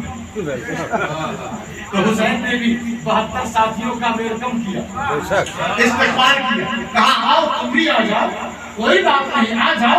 لے کر چلے مکہ ہوتے ہوئے، کوفہ ہوتے ہوئے، کربلا میں خیمہ زن ہوئے، خیمہ ڈالے۔ اچھا مدینے سے جب نکل رہے تھے نا تو خاندان کے دوسرے فرد، ایک کا نام عبداللہ، حضرت عبداللہ بن جعفر، اور ایک کا نام یحییٰ بن سعید۔ اس روایت کو ابن اسیر نے اور البدایہ والنہایہ نے نقل کیا ہے کہ ان کو آئے اور کہا آپ کیوں اتنی ضد پر ہیں، کیوں اصرار کر رہے ہیں کہ نہیں میں جاؤں گا، وہاں بڑا رسک ہے، بہت خطرہ ہے، مت جائیے۔ یہاں مسجد نبوی میں لوگ دوڑا لے رہے ہیں مارنے کے لیے عبد الرحمن بن ابی بکر کو، تو آپ وہاں جائیں گے؟ وہاں تو پوری فوج کی تیار ہوگی، آپ نہ جائیں۔ اصرار کیا، دونوں نے اصرار کیا۔ تو حسین نے فرمایا، راز کو تھوڑا سا کھولا، کہا سنو انی رأیت رؤیا رأیت فیہا رسول اللہ، میں نے خواب میں اپنے نانا کو دیکھا، میں نے خواب میں نانا نبی کو जो उम्मती देखे वो कभी धोखा नहीं खा सकता। जो रसूल को ख्वाब में देखता है वो रसूल ही को देखता है। बेशक बेशक शैतान उनकी सूरत अपना नहीं नहीं सकता। तो अब देखो, जिसने गोद में खेला हो, जिसने कांधे पे सवारी की हो, जिसने पुष्ट पर बैठकर और जुल्फ को लगाम पकड़कर कहा हो नाना इधर चलिए, जब नाना इधर चले तो नवासा कहे नाना आप इधर से हटिए, अब इधर चलिए। कहा शहजादे जिधर तेरा दिल चाहता है उधर उधर मैं चलता रहूंगा। एक सहाबी है, कहा सवार कितना अच्छा है, कहा सवारी कितनी अच्छी है, कहा नहीं ये भी तो देख सवार कितना अच्छा है, सवार कितना अच्छा है। मैंने सोचा, बहुत गौर किया, नबी ये फरमा सकते थे कि हाँ मैं अच्छा हूँ, और वाकई आप अच्छे हैं। कुरान ने आपको अच्छा कहा, अल्लाह ने आपको अच्छा कहा, सारी उम्मत आपको अच्छा कह रही है, सारे नबियों ने आपको अच्छा कह रखा है, आप अच्छे हैं। लेकिन आपने ये क्यों फरमाया कि सवार को तो देख, सवार भी कितना अच्छा है। नबी ने रुख मोड़ दिया कि मेरे बाद तुम्हारे सामने एक आजमाइश की घड़ी आएगी कि हुसैन को कबूल करे या यजीद को, तो कभी यजीद को कबूल मत करना, जब भी करना मेरी पुष्ट पे जो सवार हुसैन है उसे ही कबूल करना। नारे तकबीर, अल्लाहू अकबर, नारे तकबीर, अल्लाहू अकबर, नारे रिसालत, या रसूलल्लाह, नारे रिसालत, या रसूलल्लाह। कहा मैंने ख्वाब देखा, कहा अच्छा और क्या देखा, कहा वो अमीर तो भी अमरीन, मुझे रसूल ने एक अमर का हुक्म दिया, उस काम को अंजाम देना। दोनों ने कहा कर रुया, ऐ हुसैन वो ख्वाब क्या है, वो ख्वाब क्या है। तो इमाम हुसैन ने फरमाया इससे पहले न मैंने किसी को बताया और न कभी बताऊंगा। बेशक इससे पहले न बताया न कभी बताऊंगा। हत्ता अलका रब्बी, यहाँ तक कि मैं अपने रब से जा मिलूंगा। बेशक अब मैं कहूंगा अरे हुसैन आजम आपने तो कहा मैं नहीं बताऊंगा, और साथ ही साथ इशारा भी फरमा दिया कि मैं जा रहा हूं मदीने से, अब लौट कर नहीं आऊंगा। मैं जा रहा हूं नाना के रोजे से, अब लौट कर नहीं आऊंगा। मैं जा रहा हूं तुम्हारे दरमियान से, अब वापस नहीं आऊंगा। हत्ता अलका रब्बी, हुसैन मैं और आप सब जानते हैं हदीस की रोशनी में कि हुसैन को जिब्राइल ने पहले ही आकर नाना को बता दिया था कि इस शहजादे को आपकी उम्मत कत्ल कर देगी, शहीद कर देगी। तो हमें जब मालूम है तो जिसका केस है उसको नहीं मालूम होगा, उसको तो मालूम था। ये कोई हादसाती, ये कोई एक्सीडेंट वाला केस नहीं था दोस्तों, ये दीन की बका के लिए था, ये इस्लाम की हिफाजत के लिए था, ये नाना की शरीयत के लिए था, ये कुरान की हिफाजत के लिए था, ये हश्र और नस्ल की बका के लिए था, ये रब की रजा के तहफ्फुज़ के लिए था, उसकी अबूदियत, उसकी बंदगी की हिफाजत के लिए था। हुसैन पानी के लिए, खाने के लिए या दौलत व सराहत के लिए करबला नहीं गया था। लोग कहते हैं इक़्तिदार के लिए गया था, सल्तनत के लिए गया था। मैं कहता हूँ मेरे आका की पीठ से ज्यादा मकाम और मर्तबे वाली ये कुर्सी और तख्तो ताज नहीं है। कोई लगाम, कोई घोड़े की लगाम इतनी खूबसूरत नहीं जितनी मेरे नबी की जुल्फ है। अरे जिसके हाथ में नबी की जुल्फ हो और नबी की पुष्ट पर जिसने सवारी की हो, अब उसे किसी न कुर्सी की जरूरत है, न किसी लगाम की जरूरत है, न किसी इक़्तिदार की जरूरत है, न किसी दौलत और शौकत की जरूरत है, न किसी नसीबी की जरूरत है। हुसैन तो करबला में सिर्फ और सिर्फ इसलिए गया था कि मेरे नाना की सुन्नत और उनकी शरीयत जैसे आज ताजा है वैसे ही क़यामत तक ताजा रहे। नारे तकबीर, अल्लाहू अकबर, नारे तकबीर, अल्लाहू अकबर, नारे रिसालत, या रसूलल्लाह। हज़रत मोहतरम इमाम हुसैन से सच्ची मोहब्बत है, और कैसी मोहब्बत, जैसे ही मोहब्बत करने का हक है, अपनी मनमानी से मोहब्बत ना करें, हैरान ना करें। जब मुहर्रम आए तो इबादत में और इजाफा कर दिया ताकि गैरों को पता चल जाए कि ये हुसैनी है। ये हुसैनी लोग नाता करते हैं, क्या करते हैं, فاقہ کہ کربلا میں اہل بیت پر پانی اور کھانا بند تھا تو ہم بھی اپنے اوپر بند کر لیں. تو آپ بھی کوئی یزید سامنے لے آئے اور آپ پر تیر وہ برسائے. اگر قتل ہی کرنا ہے تو قاعدے سے کریں, قاعدے سے کریں. حکومت کی طرف سے جب ڈنڈا اور گولی چلتی ہے تو آپ نظر ہی نہیں آتے. آپ کو اپنا سینہ سامنے رکھنا چاہیے کہ ہم حسینی ہیں, مارو گولی, ہم ظالم کے خلاف کھڑے ہیں. تب تو سمجھ میں آئے یہ آپ صدر بنا کے ہم فاقہ کر رہے ہیں, آپ حسین کی شہادت کو رسوا کر رہے ہیں. بے شک بے شک. حسین کی شہادت کو رسوا کر رہے ہیں. میرا امام نواسہ رسول شہید اعظم کربلا میں اس لیے نہیں گیا تھا کہ میرے نام پر لوگ بھوکے مرے, میرے نام پر پانی بند کر دیں, میرے نام پر دانا بند کر دیں, میرے نام پر بھوک و پیاس کی شدت برداشت کرے. نہیں, وہ تو کربلا میں اس لیے گئے تھے تاکہ لوگوں کو بندگی کا شعور آ جائے, سبحان اللہ, سجدوں کی مٹھاس مل جائے, روزوں کا مزہ مل جائے, دین اسلام کے ارکان کو اپنے سینے سے وہ لگا لے. حضرت عبداللہ بن حنظلہ حسین الملائکہ یعنی حضرت حنظلہ کے بیٹے نے خود بیان کیا کہ ہم اس وقت, اللہ کی عزت کی قسم, ہم اس وقت ڈر گئے کہ جب حسین کو قتل کیا گیا اور یزید کا ظلم حد سے زیادہ بڑھ گیا, ہم اس وقت ڈر گئے کہ آسمان سے کہیں پتھروں کی بارش نہ ہو جائے. تو کہا عبداللہ بن حنظلہ پھر آپ لوگوں نے کیا کیا؟ کہا ہم یزید کے خلاف کھڑے ہو گئے, ہم یزید کے خلاف کھڑے ہو گئے.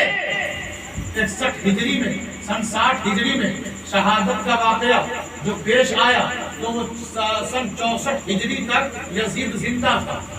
تو ایسا نہیں کہ اس کے بعد یزید کا ویلکم اور استقبال پھولوں سے ہو رہا تھا, ایسا نہیں ہے.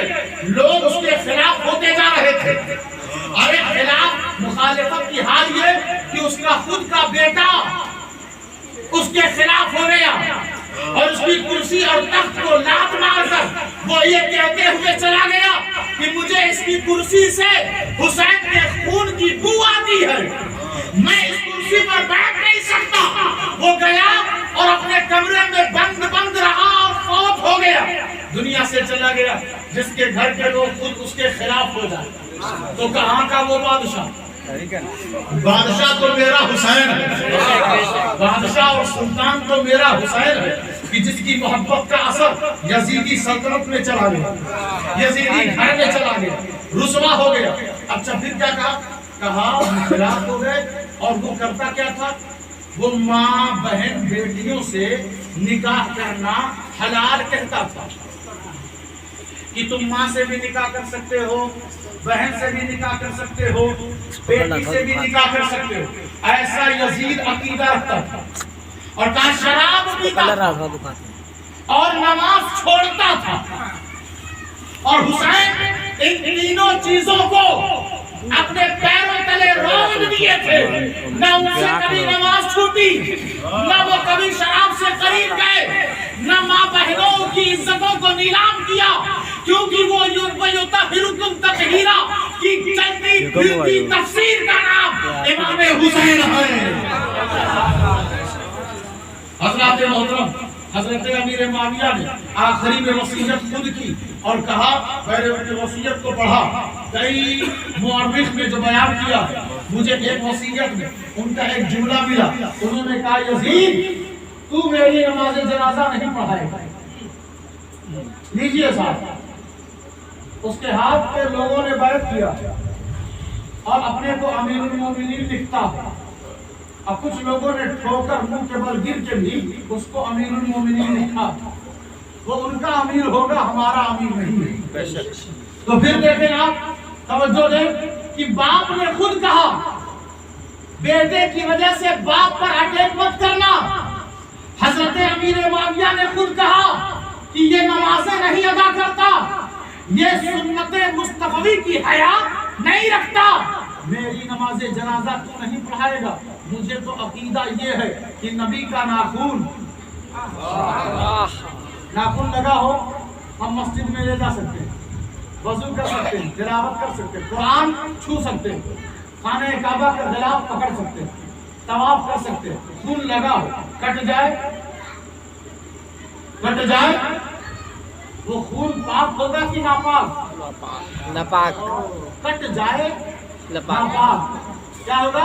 नापाक। आपने नाखून को काट दिया, काट के अलग कर दिया, तो अब वो नाखून मस्जिद में नहीं ले जा सकते, कुरान में नहीं रख सकते, क्योंकि कटा हुआ नाखून नापाक है।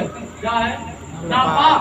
और हजरत अमीर माविया ने हुजूर का कटा हुआ नाखून अपने पास रखा हुआ था और वसीयत की कि जब मैं मर जाऊं और लेहद में मुझे लिटाया जाए तो वो नाखून मेरे होठ मेरे पलकों पे रख देना, और मुझे यकीन कामिल है कि उस बाबरकत और मुबारक नाखून की बरकत से अल्लाह मुझे बख्श देगा।